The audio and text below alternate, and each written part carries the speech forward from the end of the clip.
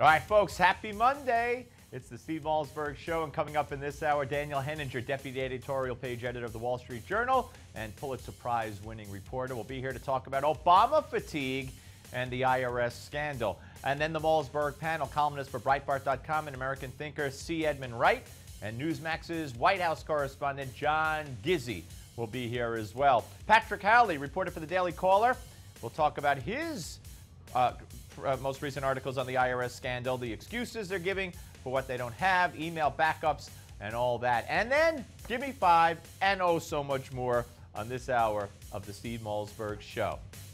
Ready? Fire away. 5, 4, 3, 2, 1.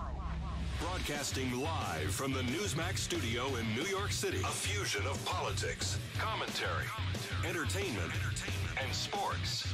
Steve and his team bring you the latest news and opinion now. Here is Steve Malzberg. The thing about an organization like this is that typically when they control territory, because they're so violent, because they're so extreme, over time the local populations reject them. All right, there you go, folks. The local populations are going to reject ISIS. Welcome to the Monday edition of the Steve Malzberg Show. John Kerry in Iraq today, and basically the President and the Secretary of State sticking to the line as ISIS is on the move. The President acknowledging a long-term and short-term threat to the U.S.'s security by ISIS, recognizing the threat to the borders of Jordan, Syria. There are no more borders in Syria. They want to eradicate the borders in Jordan. Well, there are borders in Syria, but they're eradicating some of them. Refugee problem pouring into Jordan. ISIS says they're going to Israel. And the President is counting basically on the fact that people will find ISIS too violent and will throw them out. We'll have much more on that with the panel and later on a Give Me 5 as well. So that's the story there.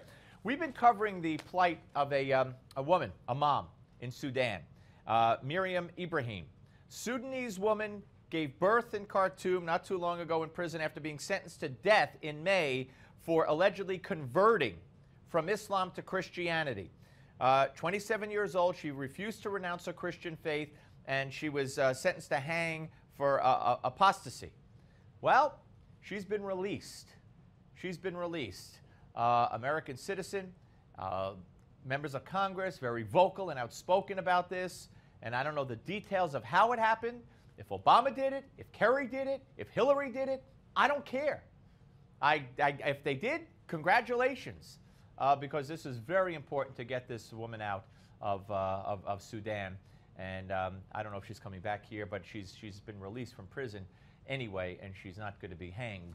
And she's got a new baby, so all that is good. Now, I'd like to see whoever got this done, assuming it was someone from the U.S., I'd like to see them get it done with our Mexican Marine in Mexico and others. All right, Daniel Henninger joins us, but first, I want us all to watch this. Turns out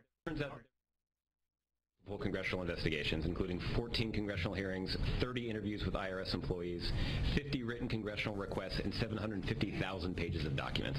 And all of that has done nothing to substantiate false Republican claims of a broader political conspiracy. False Republican claims. The arrogance knows no end. Welcome back, and joining us as promised is Daniel Henninger, Deputy Editorial Page Editor of the Wall Street Journal. You might have heard of it, and also a Pulitzer Prize-winning reporter. Hey, Daniel. Hey, Steve. Always great to talk to you, sir. You wrote a great piece talking about the high price of Obama fatigue, talking about also how this IRS scandal is not Watergate. It's much worse than Watergate, and I couldn't agree with you more.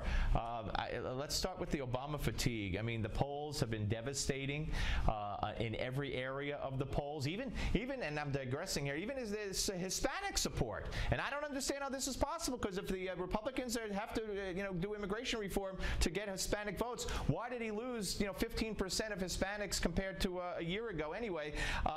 There is definitely Obama fatigue, and I got to think Obama, I don't know, realization that on policy, on incompetence, on failure to lead, failure to be honest, there's a whole bunch of things. Yeah. Well, the thing, when I say fatigue, Steve, what I mean is that the president seems to have basically withdrawn everyone from the political fields. It's no mystery or secret that he's done with Congress. He barely deals with Congress anymore at all, preferring to either try to execute strategy through executive authority in the agencies, or, as he does most of the time now, flying around the country doing multiple fundraisers for the Democratic Party. And as to foreign policy, the mess we have in Ukraine and God knows now Iraq, I think the president essentially did this to himself, which is to say, it is a public, it was quite public that the president was going to reduce the U.S. position and role in the world. This was known as leading from behind, their phrase, okay? And what we've discovered about leading from behind is that if the United States doesn't lead, it was a policy that was always going to run the risk of emboldening our adversaries. And after he failed to act against Bashar Assad in Syria, the famous Red Line in Syria, what followed was the annexation of Crimea by Vladimir Putin and Russia, and now this extraordinary, basically, takeover of northern Iraq by the al-Qaeda group ISIS. And the president's just refusal to be on the job every day, dealing with the sort of things you would expect a president to do, whether it's domestic or foreign policy, I think has led to the situation we have got ourselves in right now, a withdrawn president and a world in flames. No, you're right. He's never had much of a relationship with Congress. I mean, there was nice photo ops, nice some kind of meetings at times in the Oval Office with the Republican leadership on one side, the Democratic leadership on the other. But it's well known, as you know better than I, he doesn't have the ability or the desire to forge relationships, and that's really a big factor in the failures he's had, as you just alluded to. That is one of the very strange aspects of this, Steve, is that the president seems to have no real sort of retail political skills. Certainly he can go out and give a speech in front of a large number of people and meet and greet out there in the countryside. But as far as doing the sort of day-to-day political work you expect anyone in Washington to do, he doesn't like to do that. And you almost have to wonder, why did he want to be president? I mean, every president ultimately is, at some level, a politician. You have to be willing to engage with people, whether they're members of Congress, your own party, the other party, or opposition leaders out there in the country. We have apparently had no relationship for years with the head of Iraq, Nouri al-Maliki. The Saudis have decided they had no relationship with the United States after decades and decades of being our ally, and have pulled apart from us. He didn't even meet with Kathleen Sebelius for all those months. Yeah. I mean, I remember that story of months and months, maybe, lots of months, maybe even a couple of years at one point. Yeah, it goes on and on and on. And you remember the budget shutdown? There were no talks. He will not negotiate. He will not bend. He will not compromise. That was the talks. Yeah. And, politics, the reason we all talk about politics all the time, as you well know, Steve, is that it's a very powerful force. There are forces in play, both domestically and overseas, and they take on a life of their own. And if a president doesn't engage with that, those forces can overrun him. And I think that's what's happening to our presidency now, unfortunately, with 2.5 years left to run. Yeah, it is frightening. And by the way, there's a poll out. George W. Bush is now, it's a Gallup poll. George W. Bush is 6 points higher in favorability than Barack Obama. 6 points higher. Wow. You tell, it must be because Obama's black, no doubt. I mean, that must be the reason, of course. All right, let's talk about this IRS fiasco. In your view, it is, in my view too, but I'm more interested in yours. It certainly is worse than Watergate. I mean, I can't recall a scandal as in your face as this, as high up and important as the IRS. And hey, we threw them away. So what? What are you gonna do to us?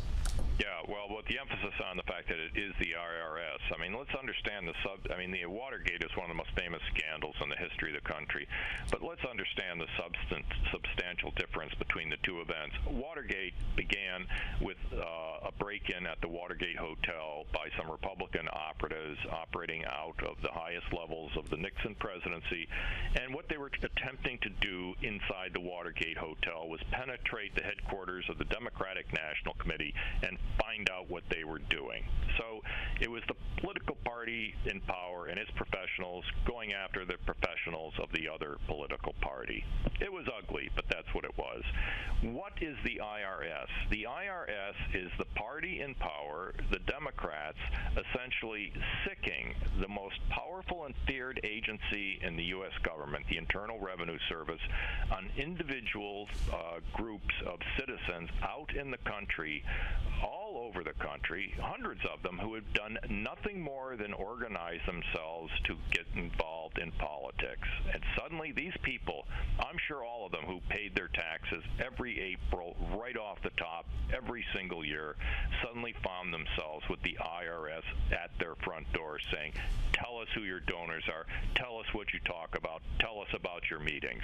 That, to me, is an abuse of power way beyond what was happening in Watergate. Absolutely. And then look at the, I don't want to call it the cover-up, but look at, how do you throw away hard drives? How do you not, I understand there's a law that I'm going to talk about later on where the IRS was required, maybe other agencies too, to keep hard copies of emails, in file for situations like this. So I don't understand how this is even deemed to be possible. That, we all the 6 people, in addition to Lois Lerner, their hard drives all crashed and we threw them away. I mean, dog ate my homework.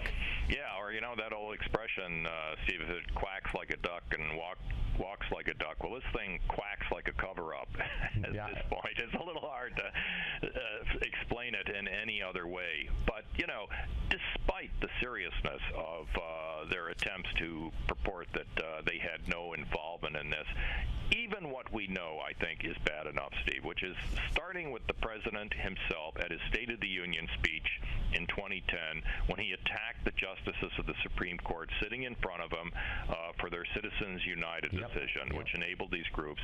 And then he said this was an endangerment to our democracy. And subsequently, you had letters written by major Democratic senators, Schumer, Durbin, Levin, and 5 or 6 others, demanding that the IRS go out and investigate these groups.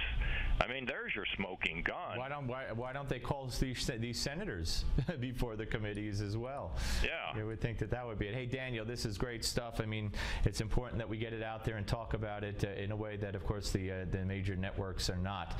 And we could always count on you in the Wall Street Journal and others to do that. I thank you so much for being with us again, sir. All right, great to talk to you. Take care. Daniel Henninger, ladies and gentlemen, Deputy Editorial Page Director of the Wall Street Journal and Pulitzer Prize winning reporter.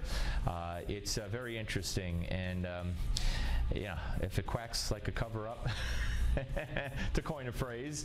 When we come back, the Malzberg panel will be in full force, and we'll bring it to you right here on the Steve Malzberg Show, only on Newsmax Television, so don't go away.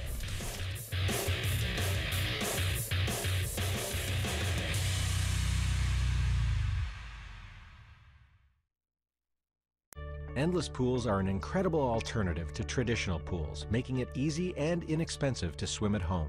Call our toll-free number or visit our website. A free idea kit and DVD will be sent to your home so you can discover all the benefits of owning your own pool. Compared to traditional pools, endless pools are simple to install, easy to maintain, and economical to run. Our precision-engineered pools enable you to swim or exercise against a smooth current that adjusts to any speed and ability. Endless pools are perfect for year-round health and fitness, relaxation, and family fun. Our free idea kit and DVD will show you how easy it is for the whole family to enjoy a pool right in your backyard or home. An endless pool or an endless pool swim spa can become a showplace for your home. Call our toll-free number or visit the website to find out more about endless pools. The free idea kit will show you just how easy it is to be able to swim at home. Hi, I'm Joan London, and if you're worried about your parent or a loved one living alone like I was, and you want reliable senior care information, then call A Place for Mom, the nation's largest senior living referral service. You'll get free information on assisted living, Alzheimer's care, nursing homes, even important financial information. They had obviously researched every place, not just given me names. They found me a place for what she could afford, and it was magnificent. We're now very confident that she's safe, and they just helped every step of the way, and I can't thank them enough. So if you're struggling to find reliable senior living information, call A Place for Mom. This is a free service, and you can trust them to help you. Call right now to get your free Senior Care Compass ebook. Find out about the 5 best-kept secrets on financing senior care and assisted living. To find out more, call 800-263-4151. That's 800-263-4151. Now on Newsmax TV, Dr. Ben Carson calls Obamacare modern slavery and explains why America must rise up to stop it. See Dr. Carson on Newsmax TV's Midpoint. Go now to Newsmax TV.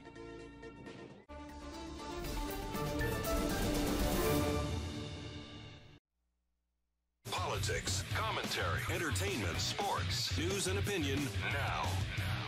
Here is Steve Malzberg. We're going to have to be vigilant generally. Right now, the problem with ISIS is the fact that they are destabilizing a country that could spill over into some of our allies like Jordan, and that they are engaged in wars in Syria where, in that vacuum that's been created, they could amass more arms, more resources. But I think it's important for us to recognize that ISIS is just one of a number of organizations that we have to stay focused on.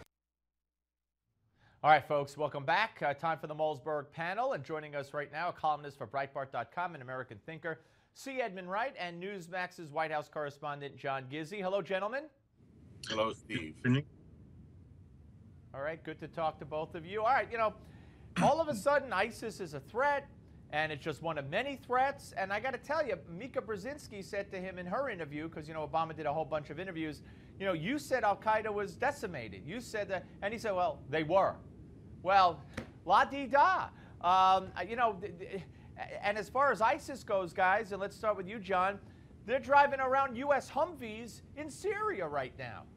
Well, it's not just that. They have repeatedly seized oil refineries in northern Iraq as well as Kurdistan, and along with that, the central bank of Iraq, which contained approximately $400 million in U.S. funds.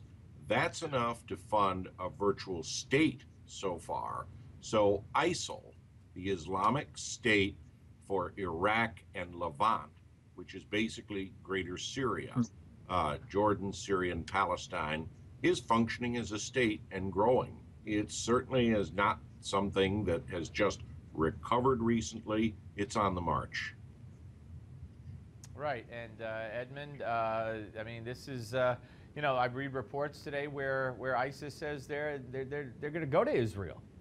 I mean, this is crazy. And Obama, at least in that interview on Face the Nation, basically said, well, we're counting on the people to feel that and figure out that they're too violent and they'll reject them. What does that mean?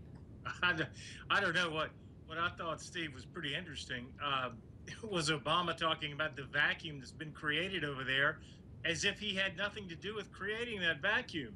You know, this is the foreign policy equivalent of everything else in this administration, which is, you know, as soon as Obama can figure out who this rascally government is that's screwing everything up, you know, he's going to try and fix it.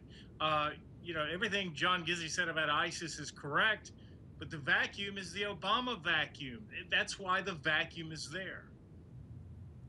Yeah, and John, now we have John Kerry in Iraq, and now he's hinting at the fact that there's going to be new elections, and I just don't see, you know, these decades of sectarian violence and rivalry and everything that goes with them being solved because Barack Obama and John Kerry are telling Iraq to get their legislative house in order. No, I don't. And as a student of history, Steve, It reminds me eerily almost of the twilight days of the regime of President Diem in South Vietnam in 1963. The Kennedy administration and our ambassador, Henry Cabot Lodge, were repeatedly telling President Diem to expand his government, make changes, talk to the opposition, and in the end, his regime ended in tragedy. And every government that followed was never as stable as the Diem regime. And if you listen to some of the things coming out of the White House toward Prime Minister Maliki at this point, it has a very haunting sound of Southeast Asia half a century ago. Edmund? Yeah, interesting history lesson there. I'll defer to John Gizzi on that. I was too young to live through that in Vietnam, but yes, history doesn't repeat itself, but it does rhime. And as he said, that ended badly over there, and it looks like it's going to end very badly, in Iraq, and we're going to be paying the price for that for many years. All right, let's talk about something else, and I'll ask you how you think it's going to end, and that's this whole IRS fiasco. There's a hearing tonight, prime time, and Darrell Issa gets to ask lots of questions, lots of important questions, hopefully, the right questions, hopefully. But let me ask you what you think, Edmund, the end game is going to be. I mean, when you know you have a Justice Department that will not appoint a special prosecutor, will not be indicting people like Lois Lerner or others. What do you see happening in the end? I'm afraid nothing is going to happen in the end, just because I've watched Koskinen testify. I've watched Lerner, Stephen Miller. Steve, these bureaucrats are untouchable, and they know it, and they're arrogant, and they look at us with disdain because they know we can't touch them. And it's like, we're doing you a favor, Congress, by even showing up. Obviously, this is not only a huge scandal because of how far up it goes. This is actually just day in and day out life with the IRS for average citizens, for an agency that's totally out of control. John, what can we expect tonight, do you think? Well, we certainly won't expect or get any cooperation from the White House. I was at the briefing there just a little while ago, and in his debut officially as the press secretary and top spokesman for the president, Josh Earnest made it clear to those who cover him that after 15 hearings and providing over 750,000 pages of testimony, the administration had just about had it with what they are deeming a witch hunt and conspiracy theory. And I would say, based on what Josh said today, one can see an administration and its mouthpieces at the IRS standing a little firmer because they know 1600 Pennsylvania Avenue is going to be their rock of support in this war with the other end of Pennsylvania Avenue. Last thing. This is just, quickly, 30 seconds.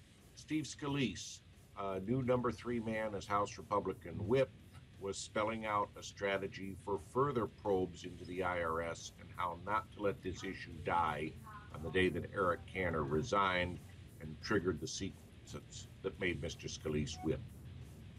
All right, we're going to have more on the other side. Hey, folks, you want to contact us, email, Twitter, Facebook, on anything we're talking about, comment on it, weigh in on it. Here's how you do it.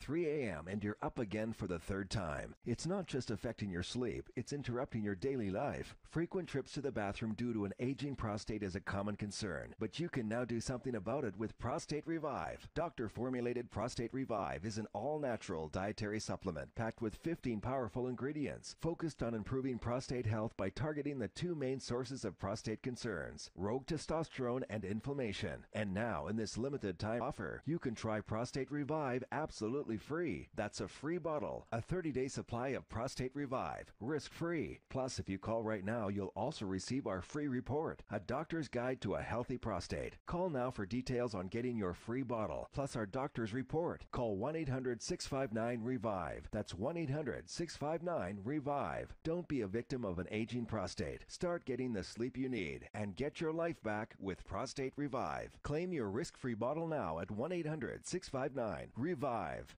At 69, I'm starting a whole new chapter in my life. Lifestyle Lift, a life-changing procedure that helps remove wrinkles, frown lines, and sagging skin on your face and neck. I have a younger look and a new look on life. Look, almost 200,000 lives changed. Lifestyle Lift is the affordable way to looking years younger. Nothing's better than a lifestyle lift. Don't miss your chance for your free skin firming treatment. Call now because this amazing offer ends soon. Every time I see somebody, you look so good, you just never age, I go, oh, thank you for that, you know. Would you feel good looking younger and more attractive? I haven't felt this good in years. My name is Cindy. I'm 56, but nobody needs to know. Don't miss your chance for your free skin firming treatment. Call now because this amazing offer ends soon. Call now, 800-599-0771. Don't regret looking older than you feel. If you want an adjustable bed, shop by phone and save on a new Craftmatic, the best-selling adjustable brand ever. Call for prices and free information. There's no obligation. Our everyday low prices are guaranteed. Compare us to the leading memory foam brand and save hundreds, even $1,000 or more. Discover our 30-day in-home trial. We won't be undersold. There's no hassle, no pressure, no pain. No salesman will come to your home. Convenient delivery, installation, and in-home service in the continental U.S. Watch TV, read, eat, rest, and relax at the touch of a button. Enjoy personal heat and soothing massage at a price you can afford. So why consider anything else? Discover Craftmatic for less, up to 50% less. Call for prices and free information and save hundreds, even $1,000 or more on luxurious memory foam. There's no obligation. Call now. Call 1-800-686-3106. That's 1-800-686-3106. Call 1-800-686-3106. Call now.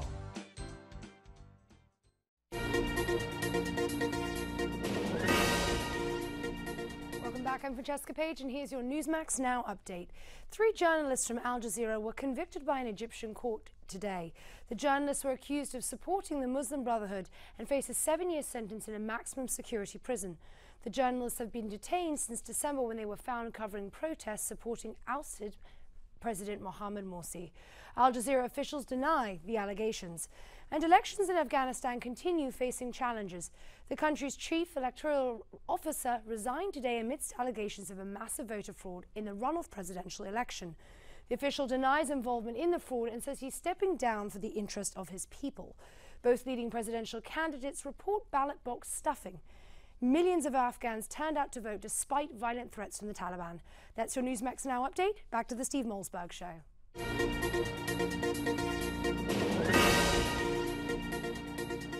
Fire away. 5, 4, 3, 2, 1. Broadcasting live from the Newsmax studio in New York City. A fusion of politics, commentary, entertainment, and sports. Steve and his team bring you the latest news and opinion now. Here is Steve Malzberg. All right, folks, welcome back. And part 2 of the Malzberg panel. Rejoining us, columnist for Breitbart.com and an American thinker, C. Edmund Wright, and Newsmax White House correspondent John Gizzi. All right, gentlemen, Hillary did it again, and I really don't understand how this is even possible. But she, alluded to the fact that, the really rich people, and now people are talking about how, well, she's getting $200,000 a speech, how many millions Bill Clinton has. I mean, I don't get it.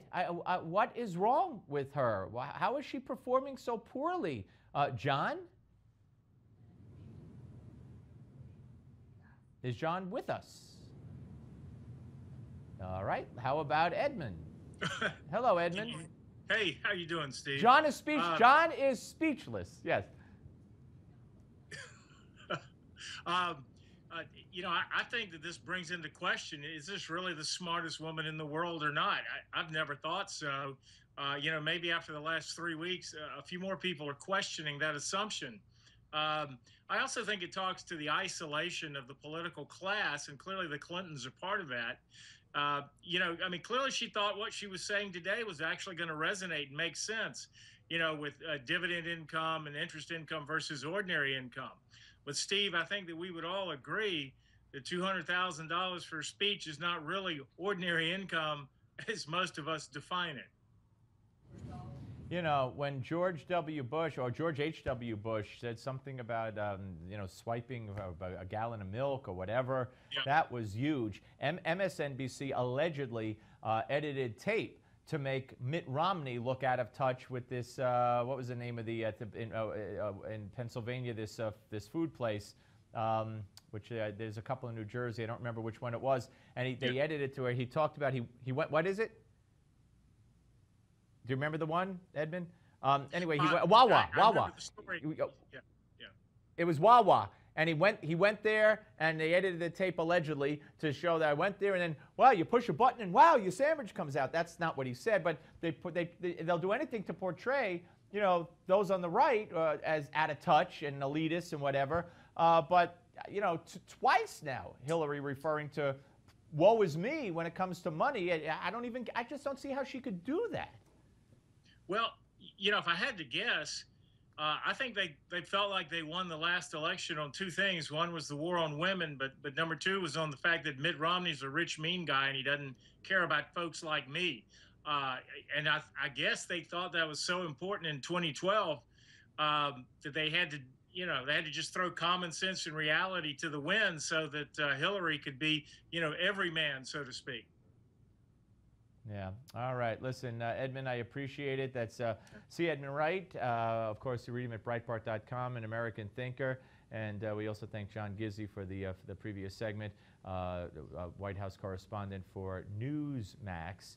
And we do appreciate both of them coming on. Yeah, it's kind of bizarre. It's kind of bizarre. And the book hasn't sold well, and the tour hasn't gone well. And some of the statements are going to be out there for the Republican candidate to use against her if she's the nominee.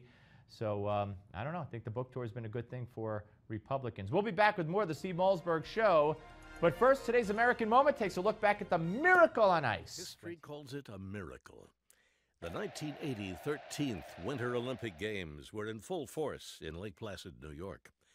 Months earlier, the Soviet troops had invaded Afghanistan, and President Jimmy Carter was threatening to boycott the Summer Olympic Games scheduled to be played in Moscow. But all U.S. Olympic hockey team coach Herb Brooks was thinking about was winning games. His team was the youngest hockey team to ever compete in the Olympics. In spite of their age and inexperience, only two teams stood between them and Olympic gold. The first was the mighty Soviets, whose team consisted of seasoned world-class players who just a year earlier had soundly defeated the National Hockey League's all-star team. The last time the Soviets had played these Americans in an exhibition game, the Soviets dominated 10-3. Sports commentators openly remarked that the only thing that could keep the Soviets from winning the gold would be if the ice melted. But the Americans, led by their captain Mike Eruzione, had other ideas. As the game got underway, the Soviets quickly scored, and by the end of the second period, led 3-2. A little after 8 minutes into the third period, Mark Johnson's goal tied the game. And then with just 10 minutes left to play, Mike Eruzione fired a shot past his defender to give the Americans the lead. The last seconds of the game tell it all.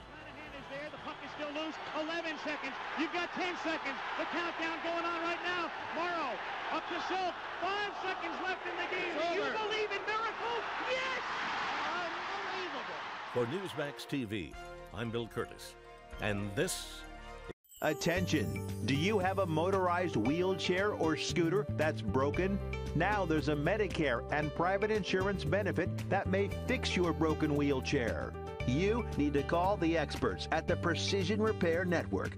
We're the specialists in repairing all makes and models of motorized wheelchairs and scooters. Call us 24/7. We'll come to you anywhere in the United States. We'll even give you a loaner to use if necessary. So call right now. Wayne Allen Root here, former presidential candidate, conservative media personality, and best-selling author, with a shot of economic reality to kick off 2014. First, things are not as bad as they seem. They're worse. Our nation is sinking in debt, spending, taxes, and entitlements. There are no new jobs, and your health insurance is going dramatically higher. Forget stocks, bonds, and savings balances. They'll soon be gutted as the world finally ditches the dollar and turns to more stable currencies like gold. What other currency or asset has risen 300% in the last decade? Gold is like no other money on earth. Call my trusted friends at Swiss America for the full story about the coming gold rush. Gold is wealth insurance against a world full of political deception, ignorance, crisis, and economic disaster. Act now.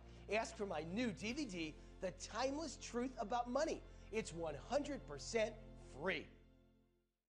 Attention active duty National Guard, Reserve, and retired veterans. If your loved one was injured while serving our country anytime after October 2001, you may qualify for up to $100,000 in tax-free cash TSGLI benefits, even if the injury was not related to military service. Also, if you have been denied VA disability benefits for a service-related issue, we may be able to help. To find out if you have a claim, call the number on your screen. Operators are standing by to assist you. Don't wait. Call the number on your screen now. My name is J.D. Hayworth, and I'm employed as anchor analyst at Newsmax TV. As a free people, as Americans, there can be a unity of purpose, but it's not always unanimous. I believe what we have a chance to offer is a key choice. If you want a perspective, independent, American, original, free, it'll be here at Newsmax TV. Broadcasting live from the Newsmax studio in New York City, here is Steve Malzberg. Your letter describes the Lois Lerner emails as being unrecoverable. Correct. But fails to mention where the damaged hard drive is today. Do you know where the actual hard drive is that crashed in 2011? I'm advised the actual hard drive, after it was determined that it was dysfunctional and that with experts no emails could be retrieved, was recycled and destroyed in the normal process. This was. So was it physically destroyed? That's my understanding. So was it melted down? Do you know? I have no idea what the recycler does with it. This was 3 years ago. All right, folks, welcome back. Of course, that was from Friday, not 3 years ago. And joining us now is Patrick Howley, a reporter for the Daily Caller. Hey, Patrick. Hey, Steve. How are you? I'm all right. I'm all right. You've done some great reporting for the Daily Caller. Your stories about the whole IRS scandal, which is much more than we could say for the networks, who basically, for the most part, until Friday night, had ignored this whole thing. You know, I mean, on so many levels, this is just beyond my comprehension how they could be claiming this and how they could be getting away with this. I mean, you've pointed out in a piece that the IRS is required by law to keep printout emails for their records, correct? Right. I mean, they're pretending that they're computer illiterate, which is, you know, a common excuse that they fall back on. But, you know, the Federal Records Act actually requires them to print out every email that gets used in agency business and to file the printed copy in a manila folder somewhere and to keep it in the office. So regardless of the whole issue about the hard drive, we already know that they're in violation of federal law because they weren't keeping hard copies of these things. Have they been, to your knowledge, have they been asked this? Did any of the congressmen ask if they've been keeping the hard copies? Or you remember one of the answers from the, I think to Ryan, from the commissioner, he said, you're telling us this now, or you told us 3 days ago? And he said, that's because you just asked us 3 days ago. But he had known this for months. So my question is, you know, to your best of your knowledge, has this been asked? Because maybe they do have the hard copies, but no one's asked for them, so they're just not handing them over. Right. It hasn't been asked yet, but I know that Darrell Issa is very knowledgeable about the Federal Records Act, and I imagine that it will come up tonight at the hearing at 7. Yeah, primetime hearing. That's going to be very interesting. So it's possible, if it hasn't been asked, based on previous answers by this commissioner, that he might answer and say, yeah, we have them, and they'll say, well, why didn't you hand them over? And he said, well, you didn't ask me for them yet. I mean, is that possible? Well, I think if they go to all this effort to scrub Lois Lerner's hard drive and to fire the email archiving company that they were using, that they're not going to hand over, printed out copies. I can't imagine that that's a scenario that we're going to see tonight. So I wonder what the answer is going to be. What do you think they're going to dog eat them? I mean, what? I know it's really ridiculous at this point. And Paul Ryan's outburst, his righteous outburst on Friday, was really the sentiment that we're seeing, not just from the right, but from everybody, especially people who have worked in government before, who have worked in bureaucracy, and they just realize that this is completely out of control at this point. Yeah, I want you to hear, and we didn't play too many of these. This is Congressman, I want to get the name right, Earl Blumenauer from Oregon, Democrat, who was very sympathetic, as a lot of Democrats were, to the IRS commissioner. He tried to turn it around and blame Republicans for attacking the IRS with budget cuts, the government shutdown. Here's some of what he had to say. What did we do in the government shutdown? What business furloughs its accounts receivable department? Not one that stays in business very long. Not one that has the capacity to deal with layers and layers of complexity and a vast system where people pound away on the IRS and the people who work there. I'm amazed that anybody takes those jobs. From you on down. And I appreciate they do. He blamed it all on the government shutdown, on the Republicans for cutting the IRS budget. He had no problem, apparently, with the hard drive being thrown away. The IRS, they're just wonderful people. I mean, we've heard that from the Washington Post and the New York Times and the major networks for the past year. I mean, this has been great PR for them. They're underpaid, they're underfunded. Lois Lerner only lives on a $3 million property in Bethesda, Maryland. She can't afford a $4 million property, so it's rough out there for an IRS agent. All right, now I want you to hear Hillary, who was asked by Greta on her Fox News interview to comment on the IRS scandal and specifically what Obama had said to Bill O'Reilly, that there's not a smidgen of impropriety here, and it's just three knuckleheads in Cincinnati or whatever. And here's how that answer came out. Well, I think that anytime the IRS is involved, for many people, it's a real scandal. And I think, though, that there are some challenges that rightly need to be made to what is being said, and I assume that the inquiry will continue. So I don't have the details, but I think what President Obama means there is there really wasn't a lot of evidence that this was deliberate, but that's why the investigation needs to continue. So here she is, and let's talk about the political aspects of this for a second. I mean, here she is separating herself from what Obama said, actually saying anytime the IRS is involved, it's a scandal, and that's why we have investigations. And she's apparently, unlike what she said about the Benghazi investigation and the select committee to Diane Sawyer, this one she seems to have little problem with, probably because she's not involved, but nonetheless, she's supporting the investigation. Yeah, I mean, I was surprised to hear that, but, you look at Hillary and you look at Bill Clinton, and obviously this Ed Klein book just came out talking about how much they hate each other, but, with Obama at 44% in the polls, which is still 20 points higher, I think, at this point than he should be, but that number is going down as the VA, the IRS, all these things, Bo Bergdahl, are just adding up, and I think you see the Clintons making more of a concerted effort to distance themselves from Obama, because in this case, what is Hillary Clinton going to run on in 2016 if they ask her about, hey, remember when you defended the idea that 7 different IRS computers crashed and lost all these records in violation of federal law?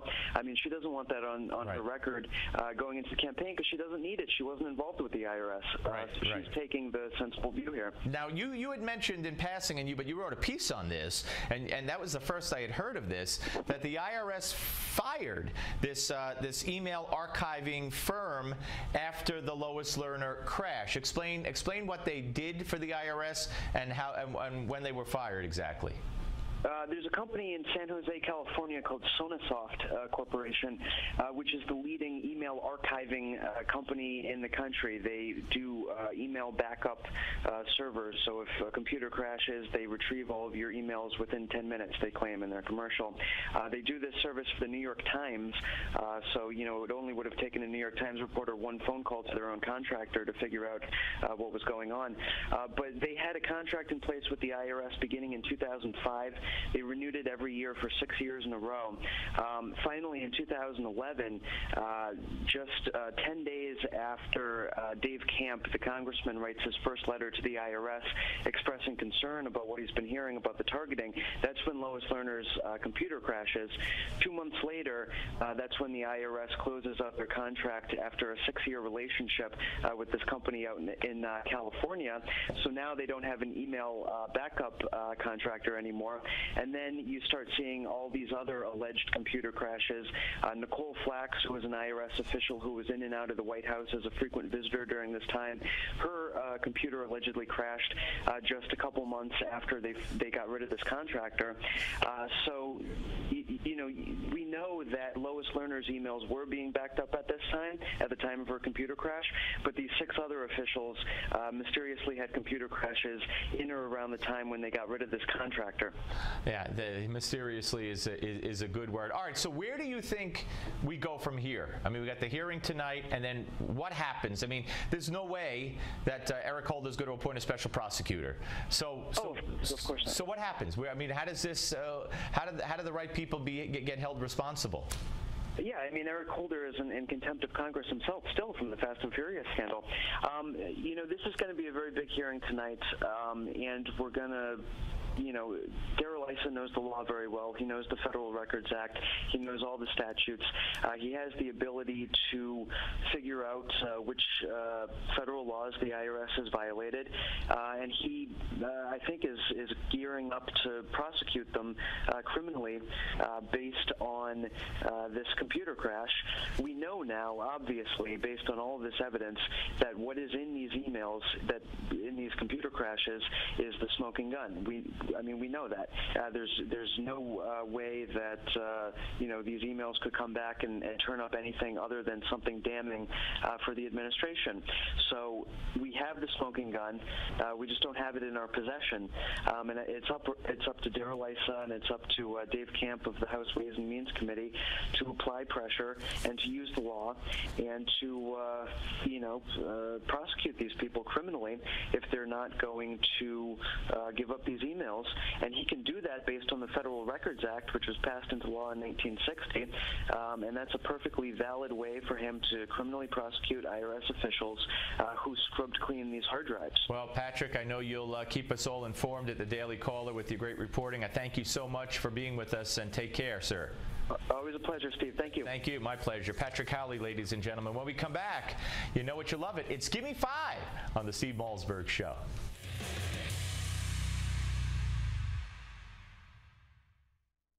Can you really lose weight without changing your lifestyle? LaToya Q did. In fact, in just 5 months, she lost nearly 2 pounds a week without changing the way she dieted or exercised. I lost 36 pounds and I went down 4 dress sizes. Like so many people, LaToya didn't want to change her lifestyle to lose weight. Instead, she decided to take America's #1 selling diet pill, Lipozene. People kept asking me, "Are you you have to be exercising? You're really you just don't want to tell us what you're doing." I was like, "No, I don't have time to go to a gym." I just took Lipozene and I started seeing results immediately. Lipozene has now sold over 20 million bottles. That's because Lipozene really works. And to prove it, we conducted our very own double-blind clinical study where all we asked people to do was take Lipozene. And by just taking Lipozene, they lost weight. But here's where it gets really exciting. These people were not asked to change their diet or exercise. And 78% of the weight they lost was pure body fat. Not water, fat. I'm almost back down to my high school weight, so I'm really loving that. And for even faster results, you can try Lipozene with moderate diet and exercise. Feels great to have a six-pack. I didn't think I would have it at my age. I lost 7 inches off of my waist and I lost 2 dress sizes, and I feel amazing. Now you can join the millions of people who have lost weight with Lipozene by trying it risk-free for only $29.95. Lipozene is guaranteed to help you lose weight or your money back. Lipozene, it works. But wait, call in the next 10 minutes and we'll double your order absolutely free. Plus, we'll even pay for your shipping. But that's still not all. To celebrate selling over 20 million bottles of Lipozene, the company will give you a free bottle of Metabo Up with your order. That's a $20 value free. But you must call right now because this exclusive free offer is not available in stores. Call 1-800-509-9436. That's 1-800-509-9436. Not even this floodlight is bright enough to light up a room. But now there's the new high-tech torchlight from Bell & Howell. Ordinary flashlights just have a narrow beam, but the torchlight has a brighter, wider beam that brilliantly lights up the entire room. Its 28 ultra-bright LEDs give you over 100,000 hours of bright, reliable light. And look, the torchlight is also a flashlight that clearly lets you see wherever you go. The powerful magnetic base securely attaches it to any metal surface. And it even rotates an incredible 180 degrees. It's like having an extra pair of hands. Use it at your computer, as a table lamp, or to light up those dark, unlit areas. It's weatherproof, and with the built-in hook, you can hang it anywhere. The Bell & Howell torchlight is yours for just $10. But wait, call now and we'll double your order. That's 2 for the price of 1. Just pay separate processing and handling. Order your torchlight now. To order your torchlight and receive a second one free, have your credit card ready and call toll-free. 1-800-715-4500. In the small town of Elmira, New York, a boy was born into an all-American family. The odds of him opening his own clothing store at the age of 18? 1 in 138,000. Excited to be a part of pop culture, he packed for the big city. The odds of finding someone to invest in his vision? 1 in 4.5 million. The odds of him achieving his dream in the fashion industry? 1 in 23 million. The odds of having a child diagnosed with autism? 1 in 68. I am Tommy Hilfiger, and my family is affected by autism. Learn more at autismspeaks.org/signs. Early diagnosis can make a lifetime of difference.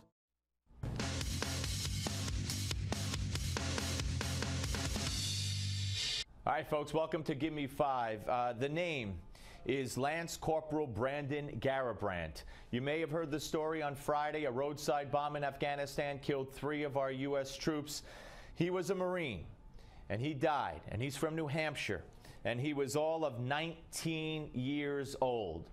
And what stands out about him, besides his character and everything else that goes along with being a Marine, and his untimely, tragic death, is that at his high school graduation, he wanted to wear his Marine uniform, and they would not let him. And this was a news story back in New Hampshire.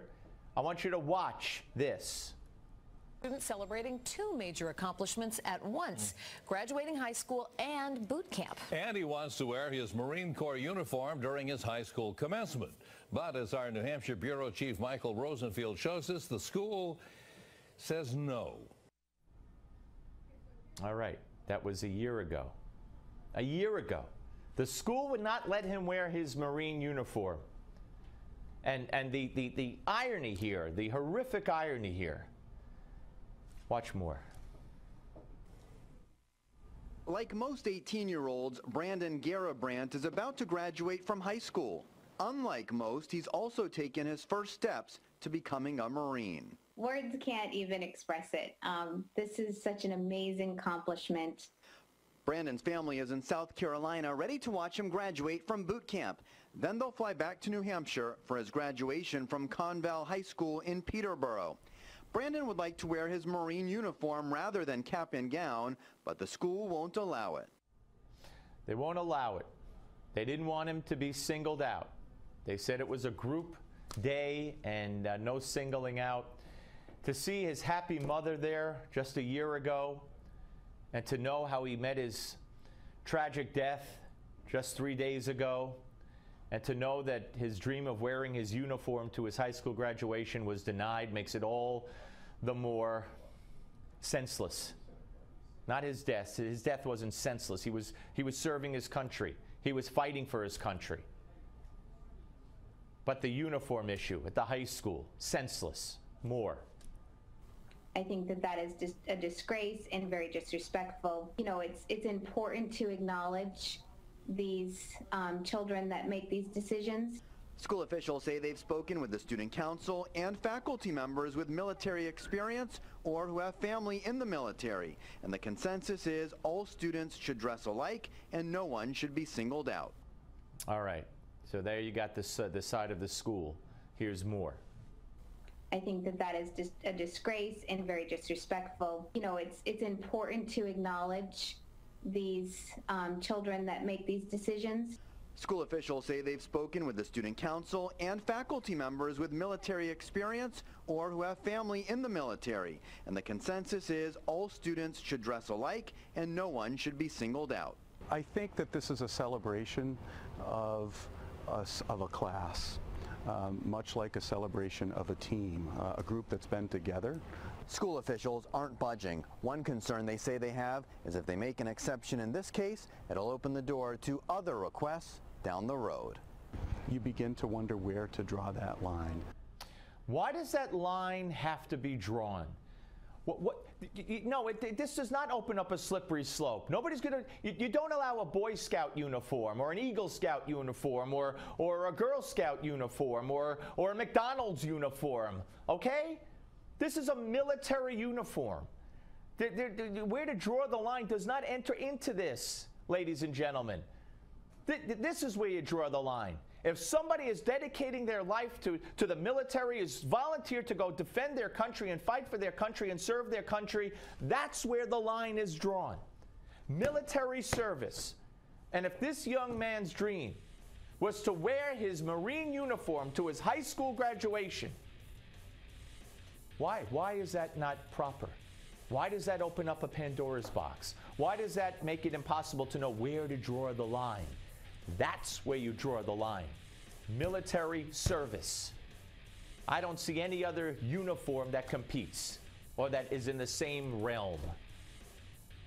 May the corporal rest in peace.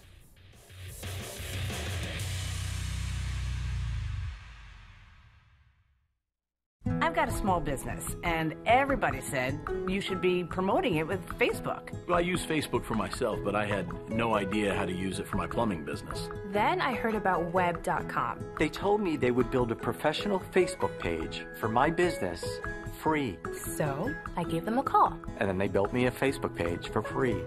I couldn't believe it. If you call web.com now, you can have a new Facebook page built for your small business free. We even write posts for your Facebook page that will get people talking about you. It's like I have this whole big social media department for my business. Call now and web.com will build your new Facebook page free. Then we'll continue to bring you new fans, write posts for you, and report on results, all for one low monthly fee. If not, cancel and pay nothing. Now people call me and say, I found you on Facebook. How cool is that? You say it, we build it free. Call 1-855-235-7998 today. Attention, catheter patients on Medicare. I use catheters, and if you do too, please listen carefully. There is a new catheter that hurts less, and you can get a free sample by calling this number now. Pain and urinary tract infections have been avoided by many of my patients. These new disposable catheters hurt less. It's an incredible new design that reduces pain. The eyelets are polished, so they glide smoothly and effortlessly across your sensitive skin. The old catheters would scrape and cut, causing pain and infections. These new catheters are totally different, so smooth and painless. They changed my life. Call now and get a free sample. Medicare and your insurance will pay for up to 200 of these catheters per month, all at little or no cost to you. Call now for your free sample. It will arrive with a complete 90-day order, and if it doesn't reduce your pain, we'll pick them up for free. Call 800-259-1759.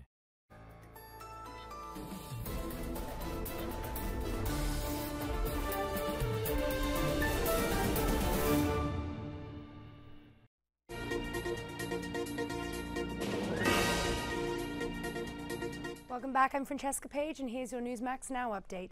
Secretary of State John Kerry was in Baghdad earlier today to meet with Iraqi Prime Minister Nouri al-Maliki.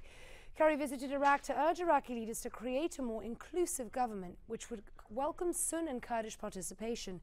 However, he criticized the Sunni-led ISIS fighters who have seized additional cities in Iraq over the weekend. One of the areas seized by ISIS runs along Iraq's Syrian border. ISIL is not fighting for a stronger Iraq. Quite the contrary.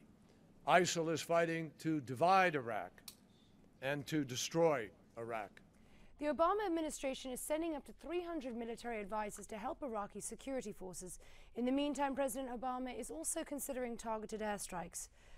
And now a leading Sunni tribal chief in Iraq is saying Kerry's idea of a central government is unlikely. Al-Suleiman says he wants a federalized government with rights for every tribe. The Sheikh calls the recent Sunni-led uprisings a revolution. Al-Suleiman's comments come as the U.S. Secretary of State John Kerry met with Iraqi leaders earlier today. Meanwhile, Syrian's foreign minister is saying the crisis in Iraq has the potential to destroy an entire Middle East while undermining security in Europe and the U.S. Syrian's informational minister is also confirming that ISIS fighters are in fact transporting weapons from Iraq to Syria. Syrian officials say they will confront the fight Al-Qaeda-inspired rebels. That's your Newsmax Now update. Now back to the Steve Malzberg Show.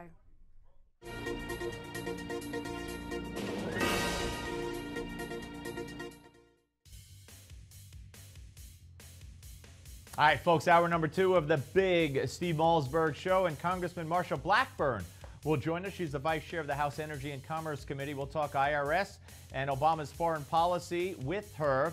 Alexander Brown, director at the Tripp Scott Law Firm. We'll talk to him about his expertise, which involves trademarks, patent law, and the Washington Redskins patent law suit that they'll be filing very soon, I'm sure. Michael Barone, senior political analyst for the Washington Examiner. His recent column, America's Electoral Unraveling. All that, give me 5, and much, much more on this hour of the Steve Malzberg Show. Ready? Fire away. 5, 4, 3, 2, 1. Broadcasting live from the Newsmax studio in New York City. A fusion of politics, commentary, entertainment, and sports. Steve and his team bring you the latest news and opinion now. Here is Steve Malzberg. All right, folks, we'll be joined momentarily, hopefully, by Marsha Blackburn. Until then, let me catch you up on a few things. First of all, Joe Biden may have inadvertently done more harm with the crisis involving the children coming from Central America. Let me tell you what he had to say today. He said, we're going to hold hearings with our judges consistent with international law, and we're going to send the vast majority back. The vast majority back. By the way, international law? International law? I don't care about international law. I mean, look what's taking place here. And these kids are being moved to the Northeast in many cases. Boston, Maine.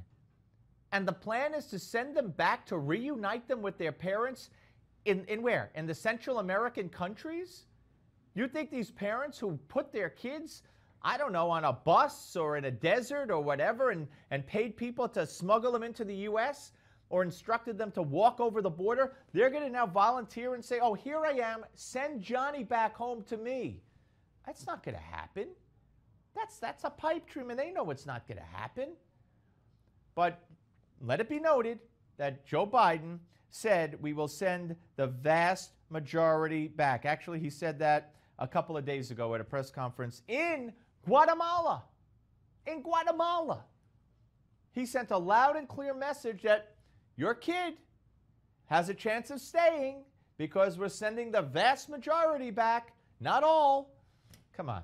It just keeps getting worse and worse, unfortunately. Now, 70% of Anbar province is now under ISIS control. This is a very disturbing occurrence and a very dangerous occurrence. And, of course, really the next big battle is going to be for Baghdad. And I don't know. John Kerry is in Iraq today, as we've told you. And he's telling the Iraqis to get their act together, politically speaking. The president has said that ISIS is so violent that he thinks they'll be rejected by the people. Again, I'm not sure how that works. If ISIS is on the march and ISIS is killing and taking over cities and executing people and murdering Christians, how exactly do the people reject them and make them go away? That's one part of the equation that I think the president left out during his plethora of interviews that he did during the course of the weekend. So that's not too encouraging either. And in addition to all that, we have this poll that's out, which I find very interesting. And this is a Gallup poll. And George W. Bush, and this has been a long time coming because Bush was down. Of course, after the 2008 election, Obama was here, Bush was here. And slowly, slowly, slowly, they've been getting closer and closer. They were just about even for several months. And now, George W. Bush has a 6-point edge in favorability over Barack Obama. A 6-point edge in favorability over Barack Obama. And this poll shows that Bill Clinton has 64% favorability with 34% unfavorable. Next up is senior George H.W. Bush, 63%. The younger Bush had 53% favorable, 44 unfavorable. Jimmy Carter, 52 favorable, 32 unfavorable. Barack Obama had 47% favorable and 52% unfavorable. Where's Ronald Reagan in this? I'd like to know that, and I don't see it. But Obama was the only president that had a more unfavorable than favorable rating among the people who were asked about this. Very, very interesting. All right, I want you to hear something that Rand Paul had to say, talking about what we started off with here about immigration and the kids being brought into this country illegally. Listen to what Rand Paul had to say. But here's the conundrum, and I think the conundrum has really been pointed out by the children being dumped on the border right now. There's a humanitarian disaster of 50,000 kids being dumped on this side of our border. It's because you have a beacon, forgiveness, and you don't have a secure border. So that's why conservatives who are for immigration reform, I am for immigration reform, but I insist that you secure the border first, because if you have a beacon of some kind of forgiveness without a secure border, the whole world will pathway to. Okay, but that's the thing. Everybody says the same thing. Everybody. I heard Kevin McCarthy talk about immigration. He was being challenged on his record as a conservative by Chris Wallace on Fox News Sunday. And they all say the same thing. Republicans, for the most part, the leadership. And I haven't heard too many Republicans not say this.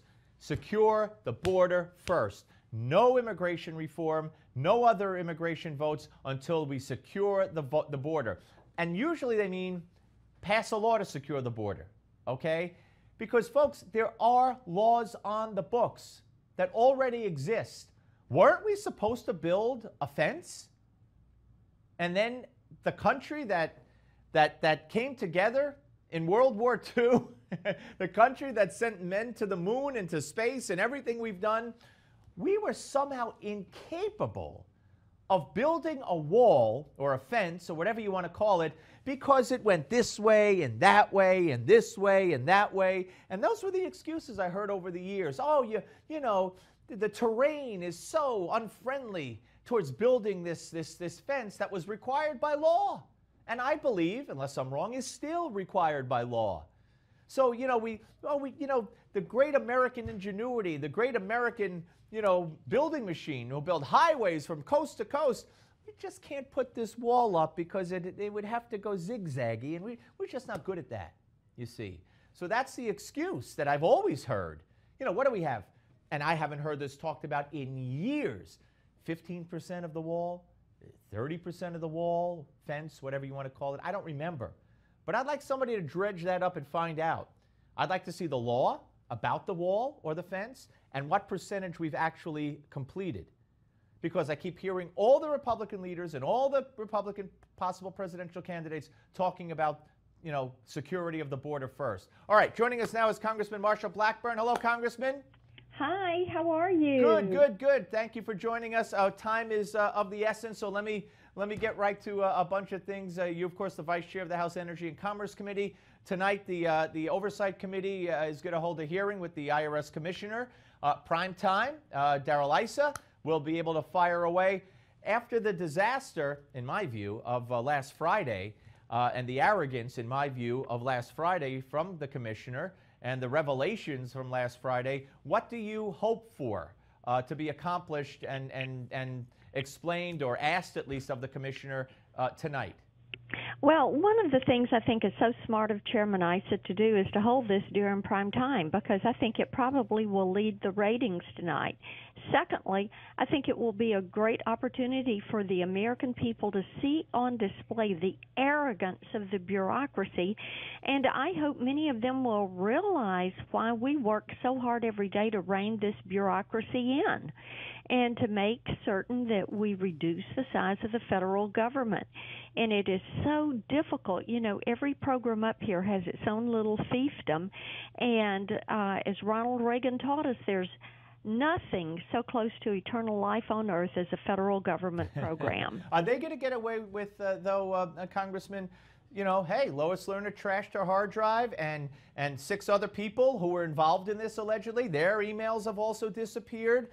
Isn't there a law that says they have to keep hard copy paper records of these emails? There are, and they've got copies of that. What they're trying to do is buy enough time that they think it will now begin to look like a political fight. But let me ask you this. What is going to happen if you've got 6 million Americans or 60 million Americans that say, oh, my computer ate all of my financial records. Oh, but I lost my income tax return. We'll have to build more prison. That's what's going to happen. I mean, that's, you know that. You know that. Yeah. But let me just ask you, Congressman. But look at this. No, look at this. Because this doesn't, their arguments don't hold water, and the American people know that they don't. And they know that if the IRS cannot find those, cannot rebuild that certainly the NSA can. Yeah, that's a very good point. So you say those emails exist? I think they absolutely exist. All right, and what they're trying to do is keep their friend Lewis out of jail. Well, here's the next question then. With a Justice Department that you know will not appoint a special prosecutor and will not indict anybody, will anybody be held responsible legally? I think you're going to see there continue to be a push to hold people responsible for this. We will end up getting to the bottom of this, and we will end up getting that information that is necessary, those emails that are necessary and a crucial part of this investigation. I have no doubt about that. All right, let me switch. Yeah, go ahead. I'm sorry. I was going to say I want to switch gears. We got like 2 minutes left, and I want to get to the foreign policy. Kerry's in Iraq. Obama has stated, and he gave a lot of interviews over the weekend, that it's got to be done with Iraq. They got to get their political act together. They got to end the sectarian violence and problems, which I mean, that's been going on forever. That's not going to happen. Yeah. And he also said that soon the people will find that ISIS is so violent they'll be rejected. What does that mean? I don't think anybody knows what it means. Maybe it's more of that hopeful wishing and in theory, and if everybody did what we wanted them to do type mentality that this White House has. And they just think they can deem things to be. And how dangerous is this? How dangerous is this to America? It is incredibly dangerous, and this president has made this country much less safe than it was the day he took office.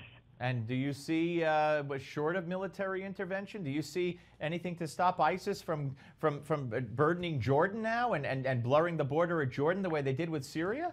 Well, I think that everyone is concerned not only about what is happening in Iraq and Iran, but when you look at what is transpiring in Syria, if they push into Jordan, if they try to get up in that Israeli-Syrian border and make some problems up there, I think people are very, and rightfully so, very concerned about this. Congressman, more time next time. Thank you so much. Good talking to you. Good talking to you. Bye-bye. Bye now. Congressman Marsha Blackburn, ladies and gentlemen. All right, folks, we're coming back, and we're going to talk about the Washington Redskins trademark. Don't go away.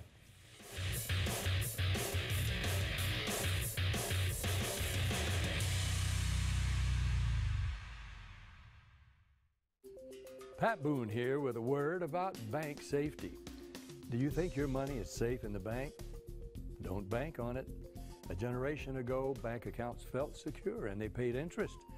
This encouraged the virtue of thrift and saving. But today, bank accounts pay virtually nothing, and they've shifted from low risk to high risk. For example, did you know your money deposited in most U.S. banks could be subject to limited withdrawal and even confiscation? Oh, yes.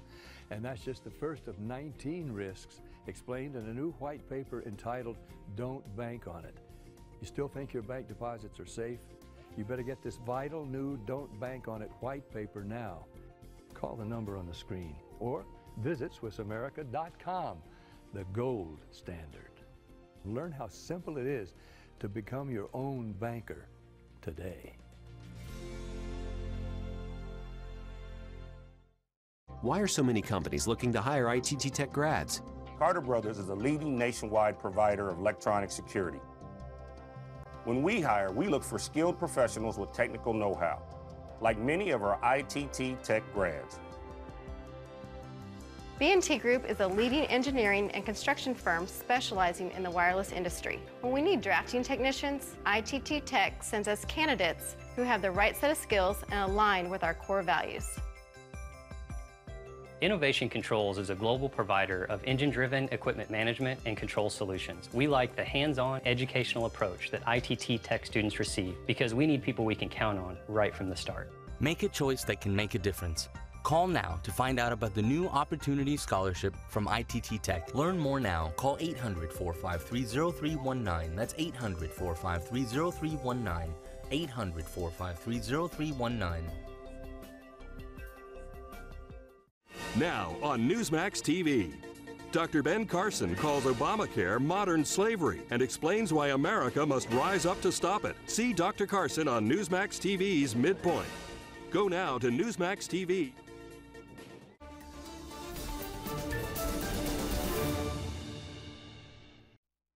Politics, commentary, entertainment, sports, news and opinion now.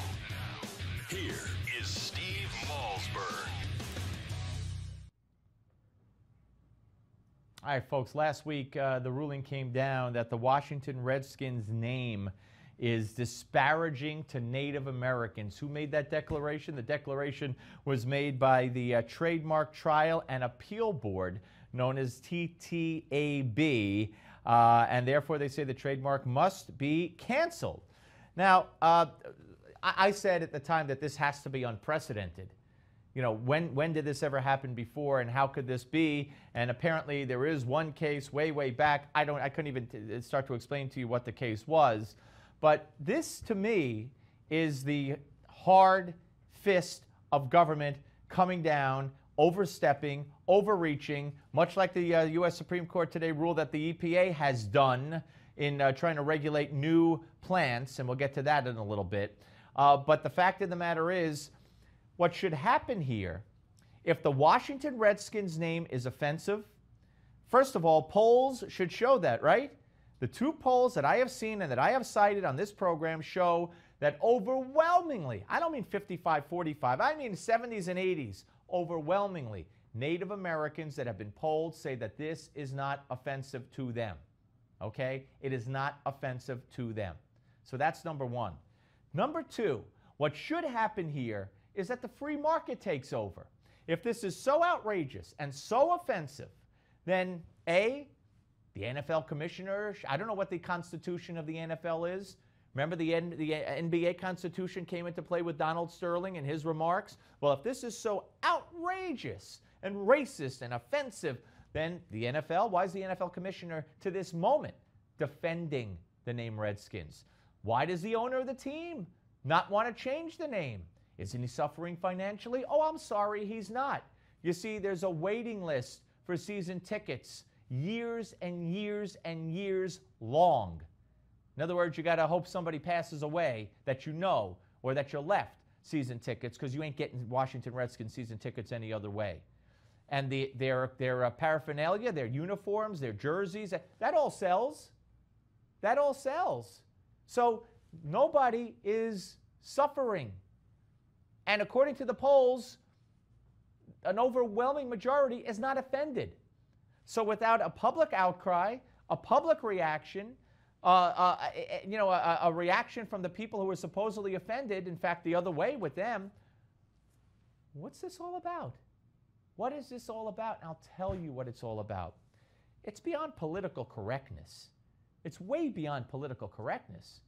It's an attempt at running your life, running someone's business, dictating to someone. I mean, if you want to start a business and name it, I'm not going to say it because then, of course, then I'll be, in trouble. But think of a derogatory name towards any race, any gender, any ethnicity, anything, sexual orientation, and you want to open a store and call it that? There could be protests outside your store. Nobody will buy in your store. No one will shop in your store. You'll go out of business. That's the way it should work if someone's foolish enough to take that direction in a business. But, folks, here's the hypocrisy. Snyder, the owner of the Redskins, is the bad guy now. He's the bad guy. How could he do this, legally or otherwise? How could he, how could he do this? They're after him legally. They're after him, morally, ethically. How could he do this? Well, excuse me. How many stories have you heard about Ted Turner, the great liberal icon Ted Turner, right? CNN founder, billionaire, owns the Atlanta Braves. As a matter of fact, one of my first, most notable interviews while at Brooklyn College Radio was Ted Turner. Why did I call him up? Because the day before, he was kicked out of baseball for managing from the dugout. He was the owner. He was the owner. He took over as manager for a game. They kicked him out or suspended him. I called him, and the first thing he said to me over the phone, I was at Brooklyn College Radio, and he's down in Atlanta. He says, "Call me Ted, Steve." And I did. But my point is this racist? Now, this isn't me. This is me doing what they do in Atlanta at the ballpark. Ooh, ooh, ooh, ooh, ooh, ooh, ooh, ooh, ooh. And what is that? That's a tomahawk chop. I've seen Ted Turner and the great, great American Jane Fonda stand up and do it with the rest of the crowd. Ooh, ooh, ooh. Now, that's not offensive? That's not problematic? No, because they're beyond reproach. They're beyond reproach. They're liberal. I see Chad's now doing it in the control room. He's doing it with his left hand. I think you got to do it with your right hand. I could be wrong. Maybe we should call Jane up and find out the proper way to do the tomahawk chop, which apparently isn't offensive, apparently isn't controversial. Neither is the name Braves. No, neither is their symbol, their emblem. None of that's offensive. No, only the Washington Redskins. That's offensive. Even though, again, polls of Native Americans show they're not offended. And this is consistent with the way the media and our government operate. Barack Obama will tell you, we have the public on our side, on this issue, on that issue, on every issue. Then the polls come out. Gitmo. There was a poll on closing Gitmo the other day. A majority of Americans are opposed to closing Gitmo. But if you listen to the news, if you listen to the networks, if you listen to Obama and the politicians, again, for the umpteenth time, they would have you think you're nuts. Something's wrong with you. Notice I did that righty and lefty, as opposed to the tomahawk chop. They'll have you think something's wrong with you if you want to keep Gitmo open. Because it's un-American, it's not who we are, it's repulsive. No. Most Americans want it open. And unless you saw that poll, or listen to me give you the results, or you wouldn't know that. Because the media and this administration and the liberals in Washington, even though they're in the minority on issue after issue after issue, they present it as if the whole world thinks like them, specifically the whole country or most of the country. And if you have the other thought, there's something wrong with you. Remember, whether it's the Redskins or whatever, whether the Redskins or whether it's Gitmo or immigration, whatever. If you don't believe that the sky is green and the grass is blue, then there's something wrong with you. Always remember that, my friends. Always remember that. All right, folks, we're coming back. Don't go away. Steve Malzberg's show. You're going to hear from Benjamin Netanyahu. You're not going to want to miss this. Right here on Newsmax Television.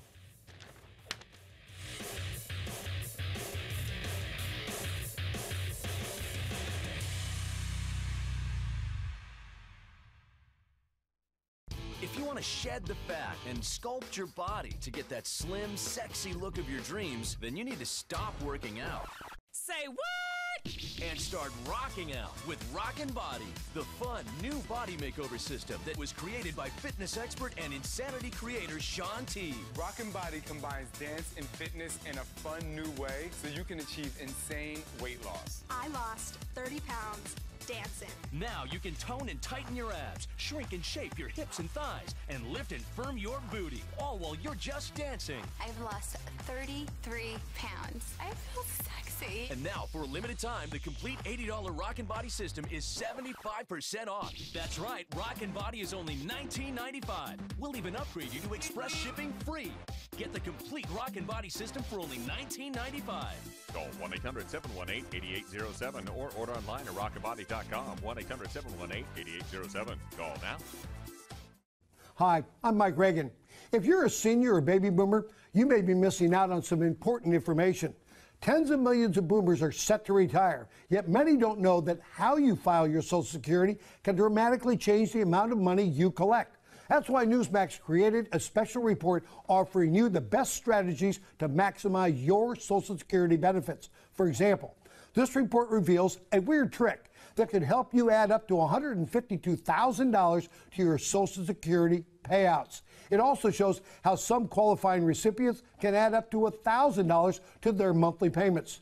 To get your copy with our free offer, along with 7 additional money-making booklets, simply go online. Newsmax says this report is a critical resource for anyone over the age of 50. So go to our website today and find out if you qualify to add extra money to your Social Security. Remember, it's your money. You deserve the most back in your retirement. Hi, I'm Joan London, and if you're worried about your parent or a loved one living alone like I was, and you want reliable senior care information, then call A Place for Mom, the nation's largest senior living referral service. You'll get free information on assisted living, Alzheimer's care, nursing homes, even important financial information. They had obviously researched every place, not just given me names. They found me a place for what she could afford, and it was magnificent. We're now very confident that she's safe, and they just helped every step of the way, and I can't thank them enough. So if you're struggling to find reliable senior living information, call A Place for Mom. This is a free service, and you can trust them to help you. Call right now to get your free Senior Care Compass ebook. Find out about the 5 best-kept secrets on financing senior care and assisted living. To find out more, call 800-263-4151. That's 800-263-4151.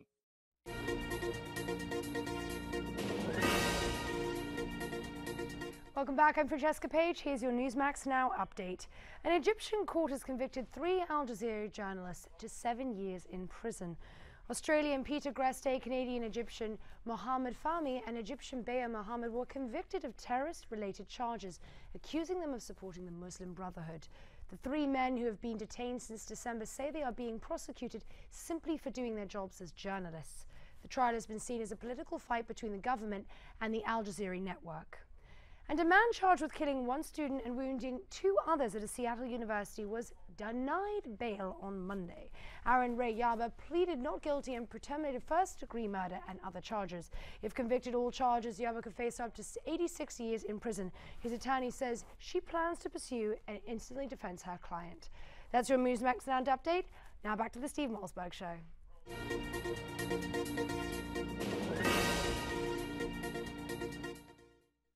Broadcasting live from the Newsmax studio in New York City, here is Steve Malzberg.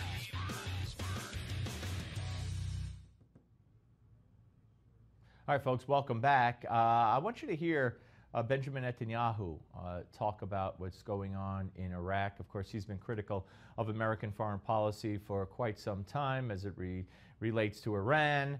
And, of course, as it relates to Israel, although he's not as vocal about that, but we know what he has said behind the scenes and when he gets back home to his own country.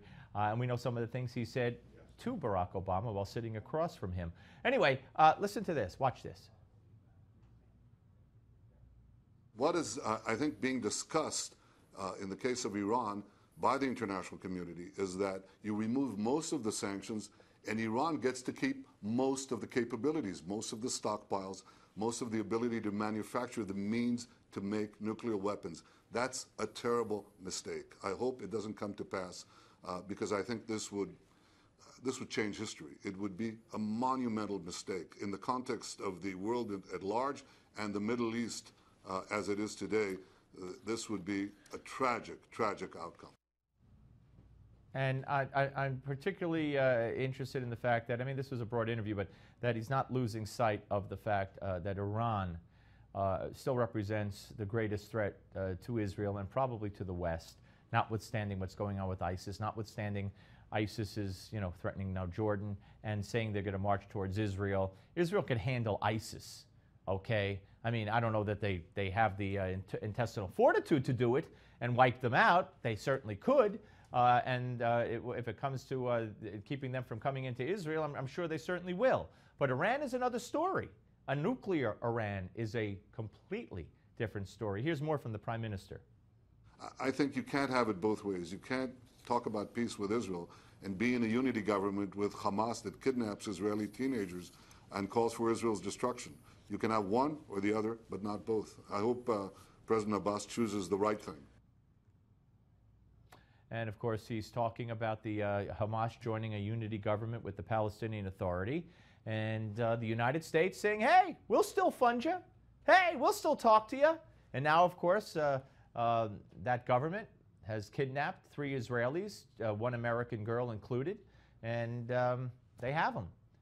And Netanyahu is rightfully upset that the United States decided to announce early on that they will back a government with money as well that includes Hamas, which we consider, the U.S. considers to be a terrorist organization.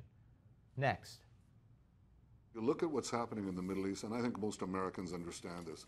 They see this enormous area riveted by religious hatred, by savagery of unimaginable proportions.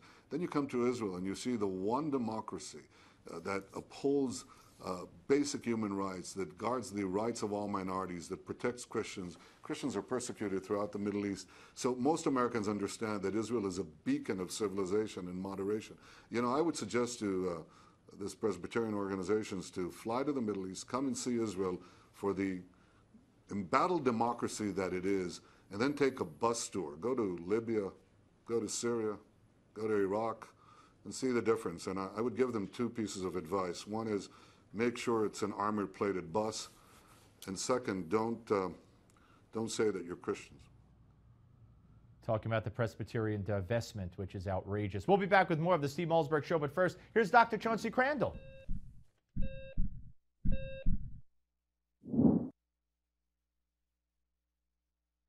Heart disease is the biggest killer disease in America, and this doesn't surprise me.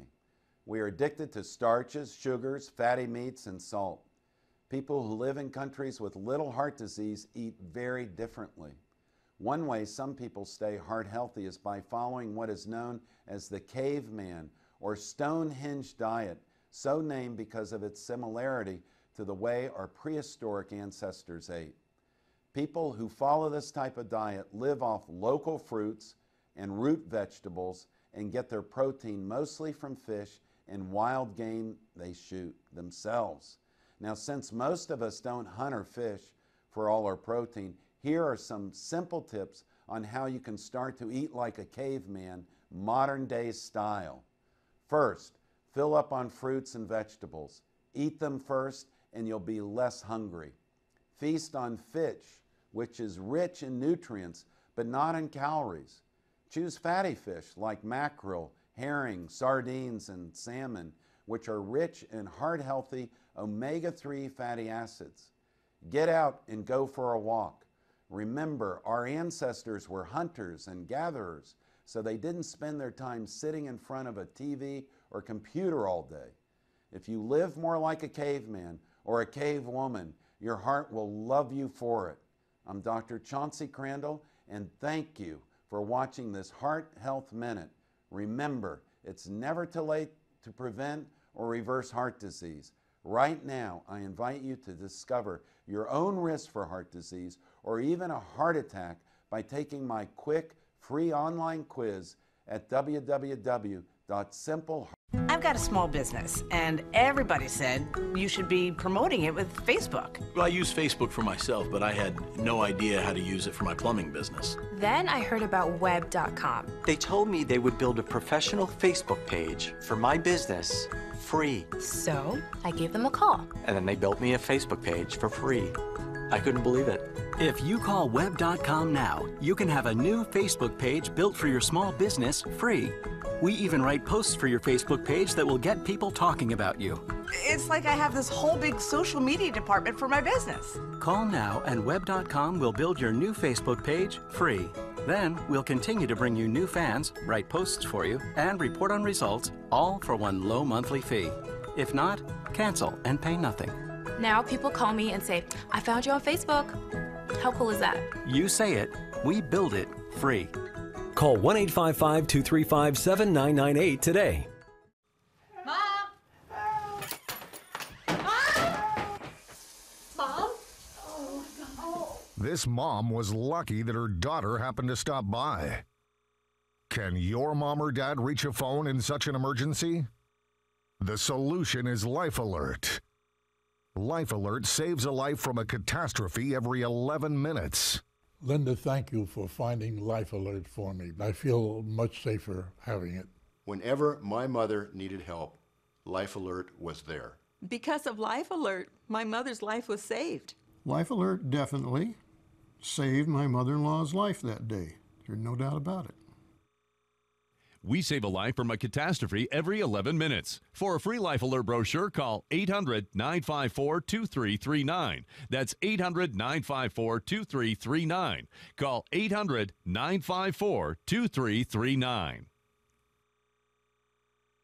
Almighty God, our sons, pride of our nation, this day have set upon a mighty endeavor, a struggle to preserve our republic. Some will never return.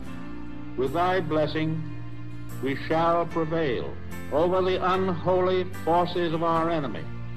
Thy will be done, Almighty God.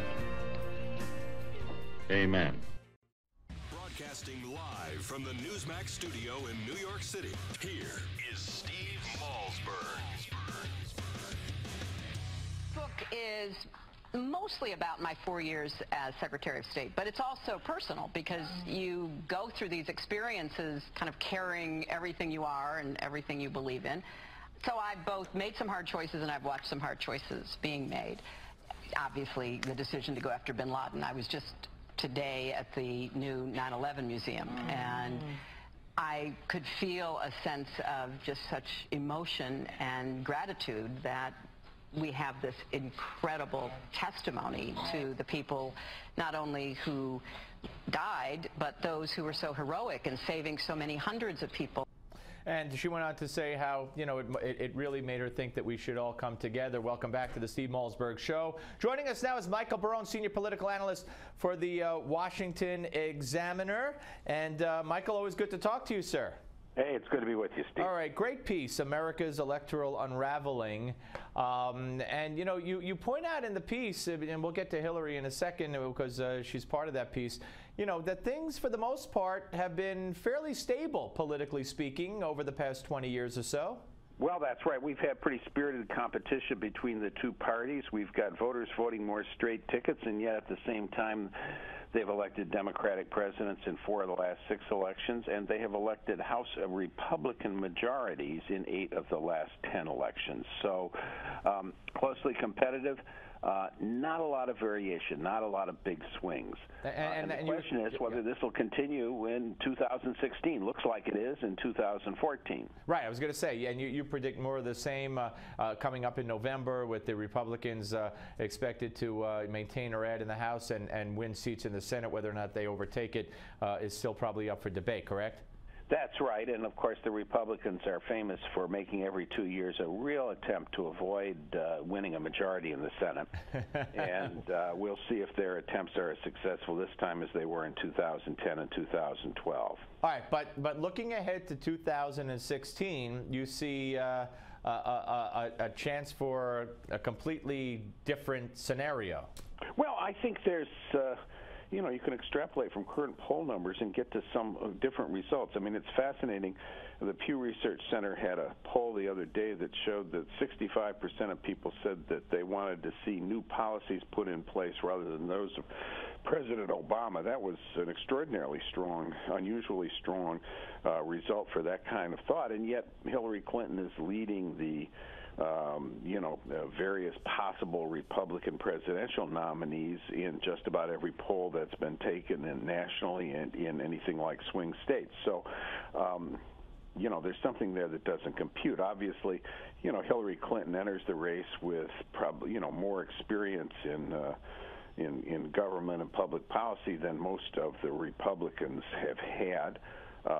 She's just issued this 600-page book, with... Really? Wait, Hillary has a book? Yeah, well, consumer warning, don't drop it on your toes, okay?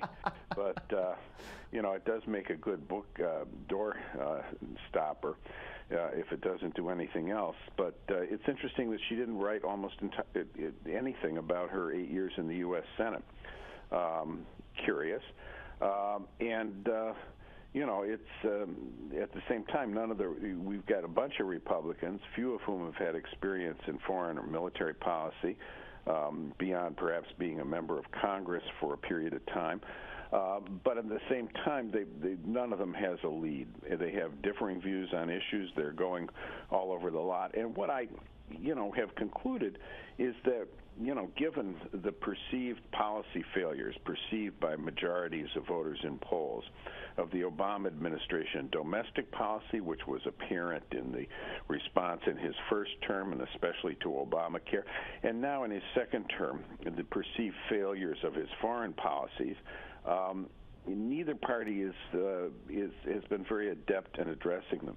Hillary Clinton is kind of dancing around, supporting the president on some things, taking a different view on some other things, including some of the decisions made while she was in office, against her advice in at least one case, and kind of dancing on the other hand, whereas the Republicans are struggling to come up with policy alternatives that are not just a rehash of the 1980 Reagan campaign, but speak to the issues of the day.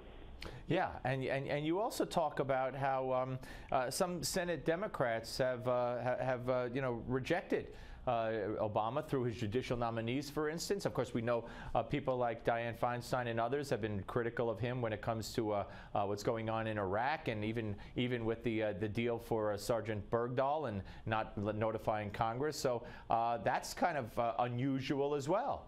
Well, you've got some Democrats jumping ship, and that, happens to a party sometimes when its president's got negative job ratings. They've jumped ship on some nominations that have come before the Senate or before committees.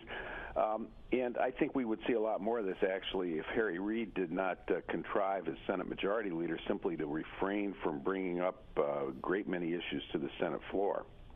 Yeah, well, I think it was Kevin McCarthy who said he could sit down and talk to anybody, including the president. He said this over the weekend, but not Harry Reid. He said Harry Reid, I think the number off the top of my head was over 400 bills that were passed by the House that Harry Reid will not bring to the floor. And I take issue. I think he's basically doing what the president wants him to do, no?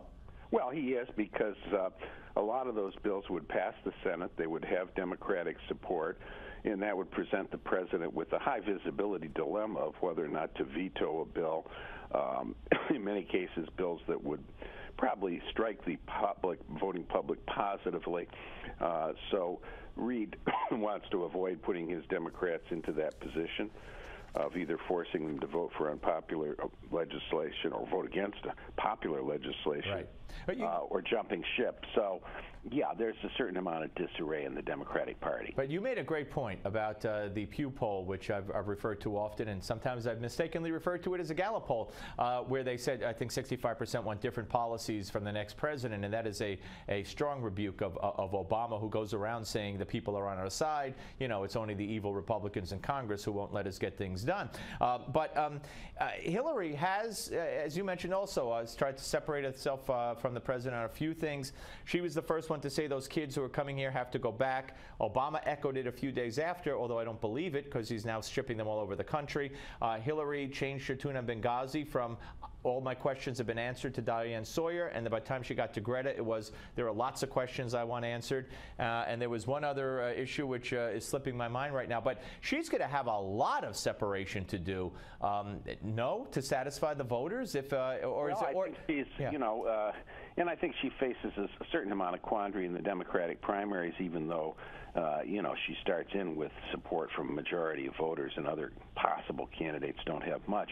And the problem that she faces, on the one hand, it's clear that she would be better off in the general election running for the third Clinton term rather than the third Obama term. But it's also clear that the rising tide of sentiment in the Democratic Party is on the left. I mean, you're a resident of New York City, and you've got a mayor who decided to honeymoon in Castro's Cuba, chosen by Democratic primary and voters, support the Sandinistas. A record low turnout in the general election. Yep. Lowest turnout since 1929. You know, so there's, you know, she's got a certain amount of whipsaw there. If she's going to, you know, attack Obama from the right or differentiate herself, and at the same time try to propitiate a party that wants to move left, we've seen that could hurt the Democrats as it did in 2000 when Ralph Nader got 3% of the vote, rather than going to Al Gore. Yeah, absolutely. Let me ask you about this Gallup poll. This one is a Gallup poll because it says it right here. Can't make that mistake. George W. Bush is rated 6 points higher right now than Barack Obama in favorability. And it came out Saturday. Bill Clinton has the highest favorability of all living and former current presidents with 64. Next up, George Bush Sr., 63. And the younger Bush had 53. And then Jimmy Carter. Long story short, Obama's the only one with a higher negative than positive, and he's 6 points lower than George W. Bush. What does that tell you? Well, it tells me that President Obama's not in the best of shape that he's in an office, and that, you know, his domestic, many were highly unpopular in his first term. The sluggish economy continues to evoke disapproval of his economic policies, but also foreign policy. Obama can argue that what the voters in polls said they wanted to do, but the voters in polls now say they don't like the results. They don't like what's happening out there. They feel the world is spinning in disarray, and problem for an incumbent president. You know, the opinions on past presidents tend to get a little mellower over time. Those who you know, regret the President Bush has had low job ratings at various points may now say, well, they've come to their senses. It's a process that works for both presidents of both, and to remember the good things and not the bad things. Whereas we are reminded on the news every day of some of the bad things that are happening during President Obama's tenure. Michael Barone, senior political analyst for the Washington Examiner, Almanac of American Politics, 2014. We thank you as always, sir. Thank you, sir. Take care. Thank you, sir. Take care. Michael Barone, ladies and gentlemen, here on the Steve Malzberg Show. There's one of his books as well. That's on immigration and the demographics of it. We're coming back, folks, with away.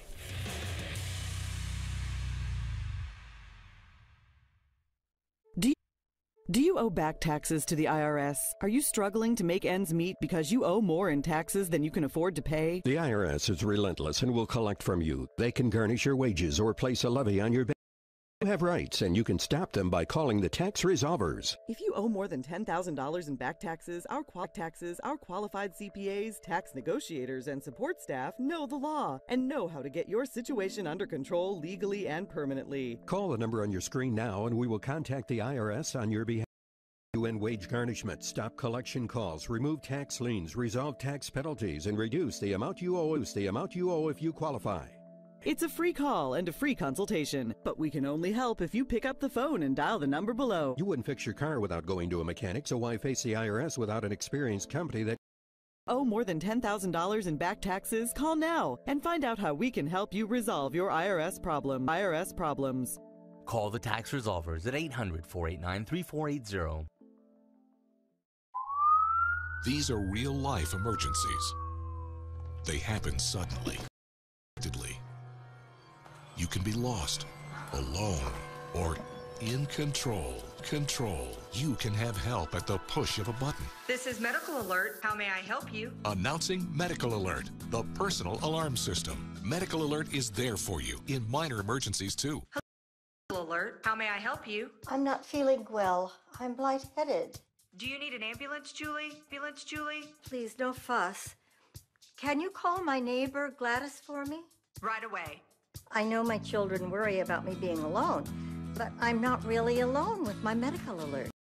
For your free consultation to see if Medical Alert is right for you. You'll get this keychain flashlight free just for calling, and be eligible to get this second emergency button and this locking key box free with your order.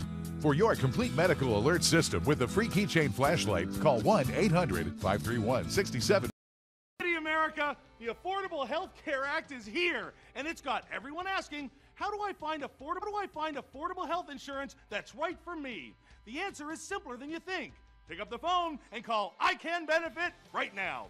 Waiting for you is a team of licensed insurance agents who understand and can help you find the right plan to take care of you and your family's health, because nothing is more important. Have you been denied in the past? I have.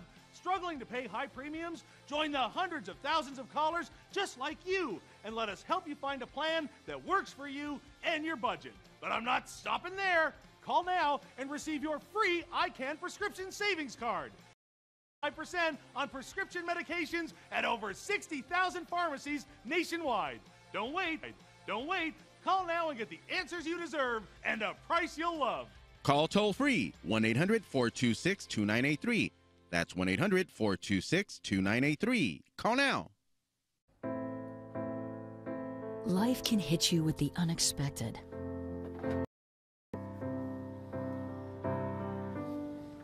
Forcing you to make difficult decisions.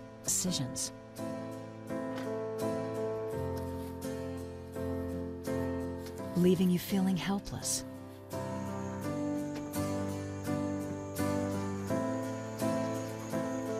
You don't have to lose your home. It's time to take control. The National Foundation for Credit Counseling can help. The NFCC is a nonprofit organization that has been providing quality financial counseling and education for 60 years. Our national network of community-based member agencies have helped millions of consumers with foreclosure prevention. Seek advice from our certified housing counselors today. Call us at mortgagehelpnow.org. Real solutions for real people.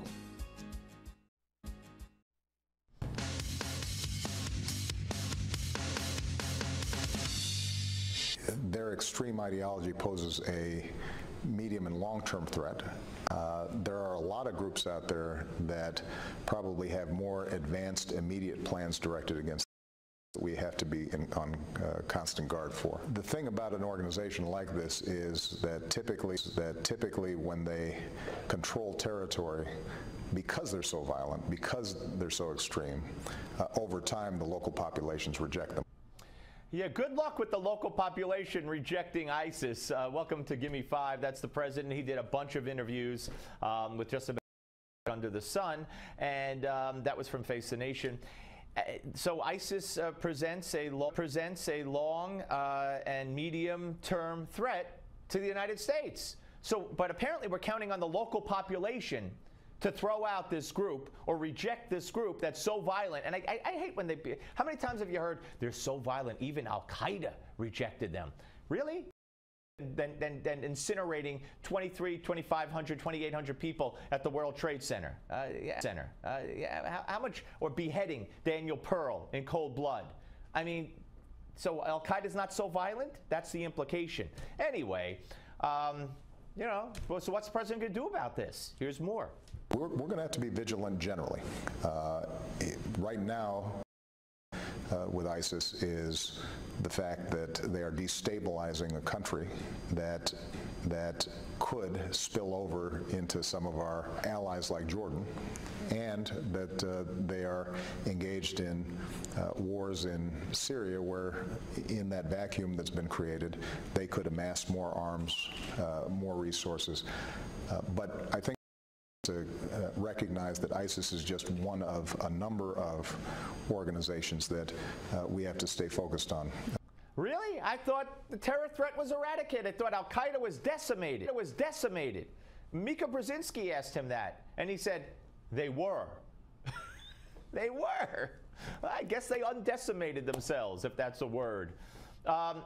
ISIS is eradicating the Jordanian border. They're eradicating the Syrian border. They're setting up a jihadist state. They say Israel next. And Obama's counting on the people to reject them because they're too extreme. That's a nice plan. More. Al-Qaeda in Yemen is still very active, and we're staying focused on that. In North Africa, you're seeing organizations, including Boko Haram, that kidnapped all those young women. That is extreme and violent. Boko Haram. I didn't know they were extreme and violent. That's how he identifies Boko Haram. They kidnapped all those young women. They slit the throats of many young boys, and they've raped and pillaged and murdered many people throughout the country in Nigeria, and Christians especially. But no, he identifies them as the ones who kidnapped those young girls. That's how Michelle Obama put forth Boko Haram to us too, if you recall. Their goal is to make sure girls don't get an education. No, it's way beyond that. We live in fantasy land where the people are going to reject ISIS and they'll go away. Why not call Boko Haram the group that just kidnaps young girls? More. And this is going to be a global challenge, and one that the United States is going to have to address, but we're not going to be able to address it alone. And as I said yesterday, what we can't do is think that we're just going to play whack-a-mole and send U.S. troops occupying various countries wherever these organizations pop up. We're going to have a more focused, targeted strategy, and we're going to have to partner and train local law enforcement and military to do their jobs as well. His new favorite expression, whack-a-mole. We're not going to. He said whack-a-mole the other day. He said whack-a-mole in almost every interview he did over the weekend. I mean, I get it. I guess I know what whack-a-mole is. To be honest with you, I never heard of whack-a-mole before. I don't know what whack-a-mole is. I grew up in Brooklyn. I played a lot of games, but whack-a-mole, I don't know. Maybe it's a military term, and I'm ignorant. What is it? Adam's like, it's a game. It's a boardwalk game. Whack-a-mole. I know nothing about whack-a-mole. But apparently that's the term du jour, term célèbre for Barack Obama explaining why we can't take care of ISIS, because we're not going to play whack-a-mole with terrorists. Okay, no, I don't want to play whack-a-mole. I think it's much better that we just wait for the people of Iraq to say, you're too violent, get out, and that'll work on the Steve Malzberg Show.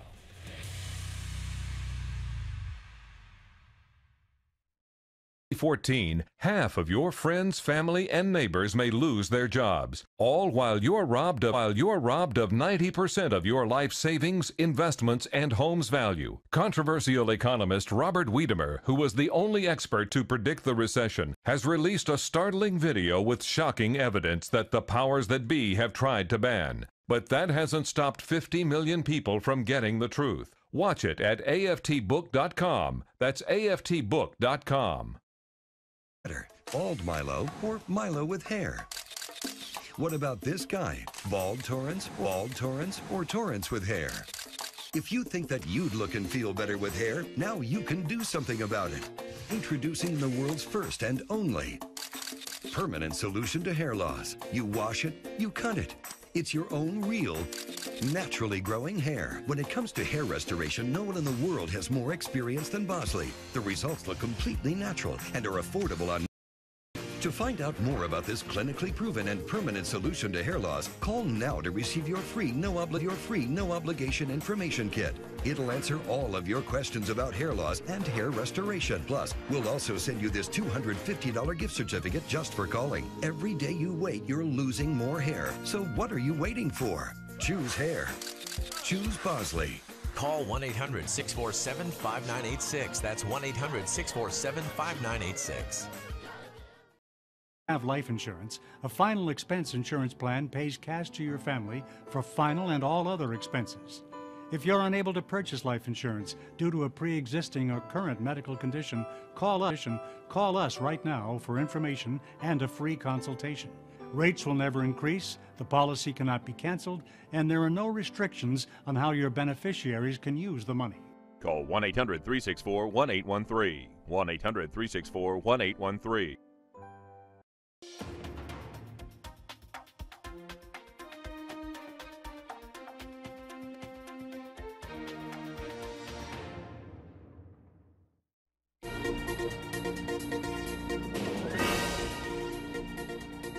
Welcome back. I'm Francesca Page, and here's your now update. Extreme nationalists clashed with police officers outside of a Russian Orthodox church in Kiev. A group of masked men pushed and kicked police as they gathered outside of the monastery on Sunday.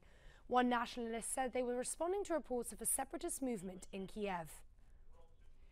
The dispute comes as Russia remembers the 73rd anniversary of Nazi invasion of the Soviet Union in 1941. Vladimir Putin showed his support for Ukraine's declaration of a ceasefire in its battle against pro-Russian separatists. Putin claims a compromise must guarantee the rights of Russian-speaking residents to feel an integral part of their own country. Putin's statement suggests he sees their future in Ukraine. And a court released a memo that provides an explanation for using drones to kill American citizens suspected of terrorism overseas. The memo said the killing of an Al-Qaeda leader who was born in the U.S. had legal justification.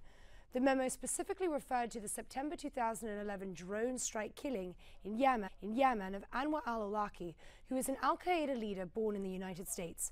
That's your Newsmax Now update. Now back to the Steve Malzberg Show.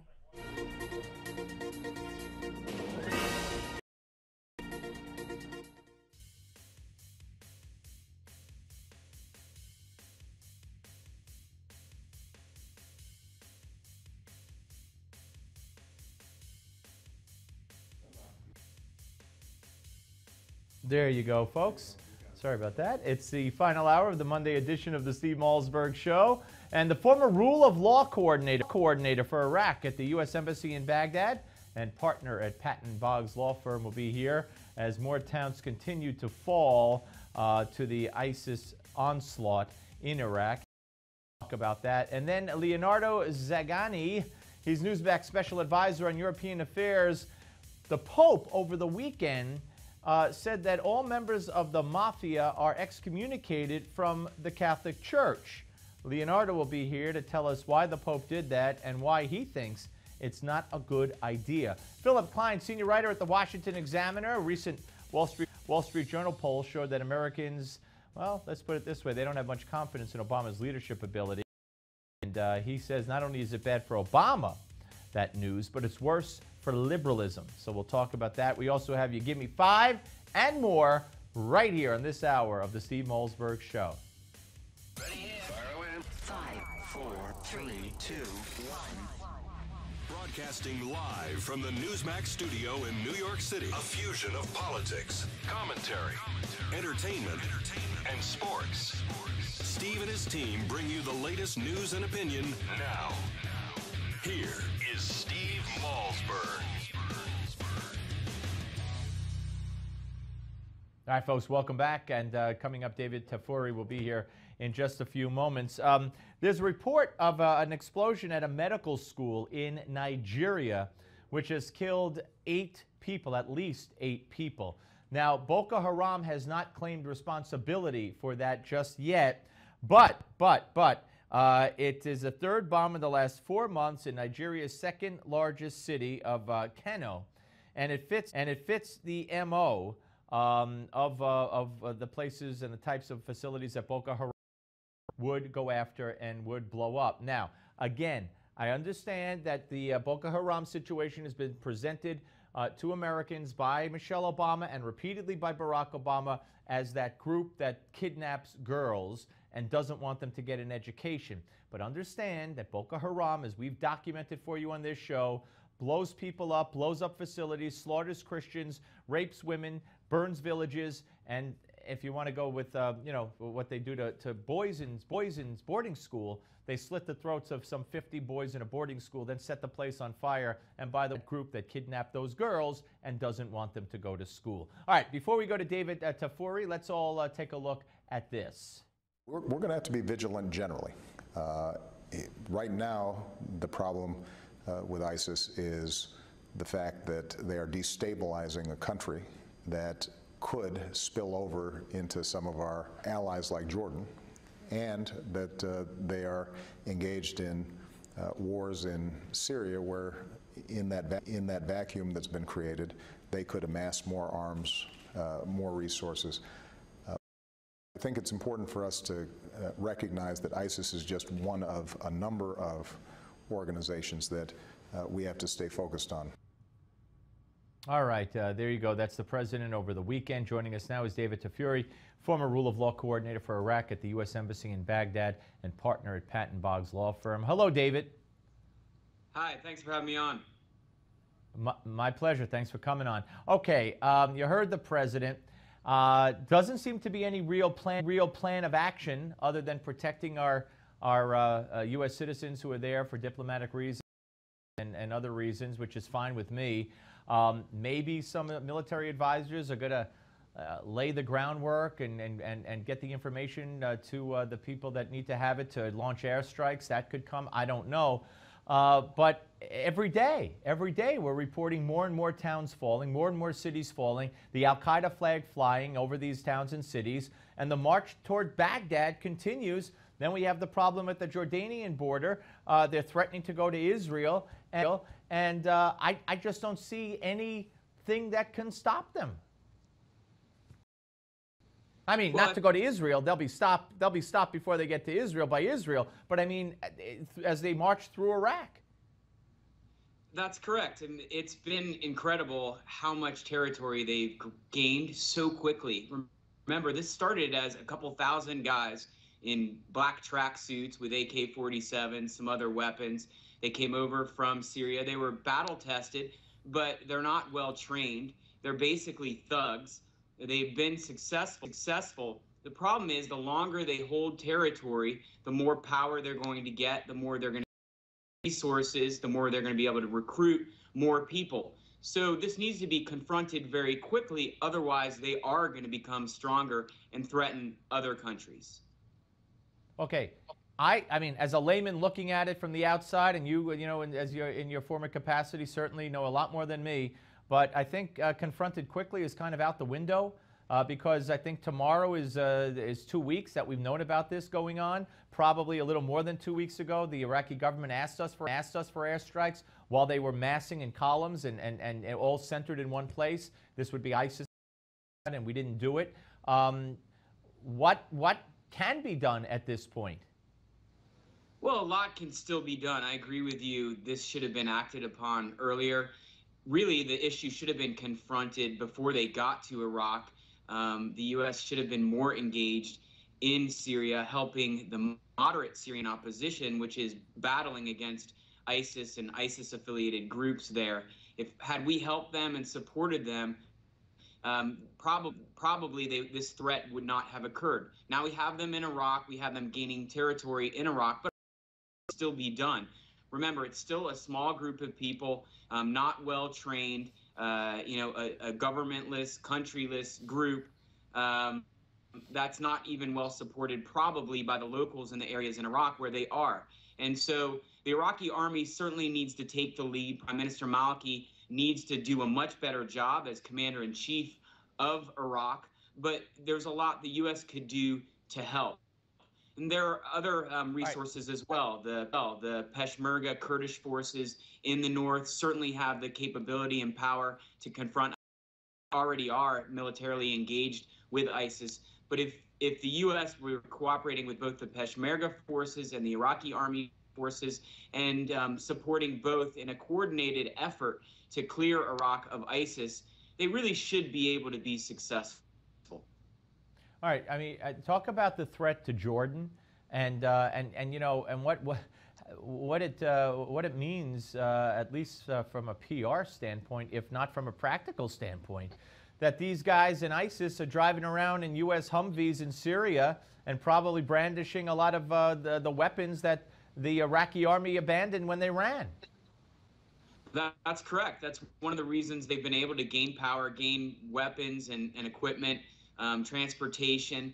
Jordan is obviously a very important ally to the U.S. I think Jordan expects to have the cooperation of the U.S. in confronting ISIS, but Jordan also does have a strong military, a very strong intelligence service. They're probably prepared on, very much on their own to protect their own territory and protect their own border. But Jordan isn't going to be the answer to clearing ISIS out of Iraq. They won't really be involved in that. That's not really appropriate for them. So I'm not too worried about this spilling over into Jordan in the way that it has in Iraq. However, this is a problem for the whole region, and therefore there needs to be a comprehensive solution that needs to be put in place very quickly. All right, let me ask you before what that might be. Let me ask you also, I heard today reports about great concern from Saudi Arabia. Now, Saudi Arabia, if I'm not mistaken, has funded this ISIS group with millions of dollars, but now they're getting a little nervous. Do they have reason to be? Well, we have to distinguish between the Saudi Arabian government and private individuals in Saudi Arabia. I think the allegation is that there may be private individuals in Saudi Arabia who have funded ISIS or ISIS-related individuals and groups, and that may or may not be true. I don't think the Saudi Arabian government ever would have or did, fund or support ISIS. And the Saudi Arabian government is right to be worried. Saudi Arabia has its own, indigenous terrorist groups that are a threat to the government of Saudi Arabia, the Kingdom of Saudi Arabia. So they're right to be worried. They can play a constructive role. Hopefully they will. All right. So let me ask you again. You talk about taking care of it and a solution and all that. What would have to happen? I mean, I've heard Barack Obama say two things besides what I alluded to earlier with the possibility of since we have advisors there, maybe they're laying the groundwork for airstrikes, et cetera. But he also said, he keeps saying, and Kerry's there today saying that the sectarian conflict has to end. There has to be a new government, new elections, and Obama says that the people will reject ISIS because they're so extremely violent. Which, by the way, I get a kick out of all these people, not just the president, saying that ISIS is so violent that they were kicked out by Al Qaeda, as if Al Qaeda it didn't perpetrate 9/11 and isn't capable of anything. But that aside, so you got the president saying that the people will reject ISIS, whatever that means. I don't know how they reject them, and that basically it's a political solution that will solve this. So what's your take on that? Well, I think President Obama and Secretary Kerry are right that there are larger problems in Iraq that have helped lead to this situation. The biggest problem really is that the Shiite-led government, led by the Prime Minister Maliki, has failed to do a good job of incorporating Sunni Arabs into the government and into the security forces and to give them a political voice. And therefore, they feel disenfranchised, left out of the government, left out of sharing in the resources. And that's one of the things that has laid the framework for this type of intervention by a Al-Qaeda, ISIS related group. And so they are correct that the bigger problems in Iraq need to be solved. And so there needs to be some tough medicine given to Prime Minister Maliki. I think that is what the President and Secretary Kerry are trying to do. And what needs to happen is that there needs to be a change in policy in Baghdad to do a much better job of involving the Sunnis and, frankly, compromising with the Kurds. That hasn't happened yet. But there's a separate problem, a more immediate problem, which is we have this group, ISIS, that's taken over territory, and that needs to be confronted right away. We can't wait for Prime Minister Maliki and the government to sort out its problems because those problems are significant and they're complex and they're going to take a while to get resolved. One more. You mentioned Baghdad. How vulnerable is Baghdad to ISIS? Well, certainly ISIS has its designs on Baghdad. It's interested in taking Baghdad. I think that's pretty unrealistic. Baghdad's a very large city. It's a mixed city. It has a lot of Shiites in it. The Iraqi army is still strong enough to protect the capital city, and certainly Iraq has also been recruiting new people to sort of Shiite-led militias, which in their own right will be, very strong and powerful. So my guess is that Baghdad is safe, although there may be fighting on the outskirts of Baghdad if ISIS truly does make a concerted effort to try to take Baghdad. But I think ISIS would lose that battle. David, very informative. Thank you very much, sir. Thank you. David Tafuri, ladies and gentlemen. And when we come back next, Newsmax Special Advisor on European Affairs, Leonardo Zagani, we'll talk about what the Pope did over the weekend. And if you haven't heard, you'll want to.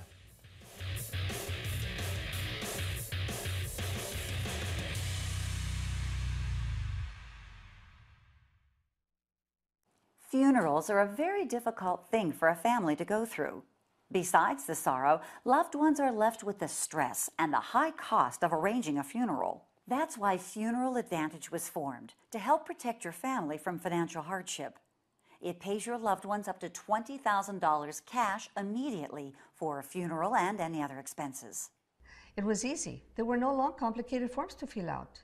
The average funeral can easily cost $9,000 or more, but the most government benefits will pay your family is only $255, leaving your loved ones to pay the balance. What a relief knowing that my benefits will never be canceled and my rate is locked in for life. If you're between 40 and 85, call the toll-free number today to get your free information guide. There's no risk or obligation, so call now. Call 1-800-215-1400. Don't wait. Call now. Is your mop a dirty, disgusting mess? You need the Hurricane 360 Spin Mop System, the only mop and bucket that spins the dirt away. A system that cleans practically anything and everything with super absorbent microfiber. Dip it in the washer side and the mess releases into the bucket. Then place it in the dryer side and push on the pedal. You get a clean mop head that's practically dry and ready for more. And your hands will never again touch a dirty, disgusting mop. The heads are washable and reusable. Get the Hurricane 360 Spin Mop System for just 2 payments of $19.99. You'll also get a Sticky Buddy, the reusable sticky roller that picks up pet hair and lint and washes clean in seconds. You can take advantage of our 2-for-1 Pick It Up special and get a second spin mop set. Just pay additional shipping and fee. And we'll upgrade you to free priority handling. So don't wait. Order now. Call 1-800-518-3953 to get your Hurricane Spin Mop double offer. So hurry and call now at 1-800-518-3953. Now on Newsmax TV. Dr. Ben Carson calls Obamacare modern slavery and explains why America must rise up to stop it. See Dr. Carson on Newsmax TV's Midpoint. Go now to Newsmax TV.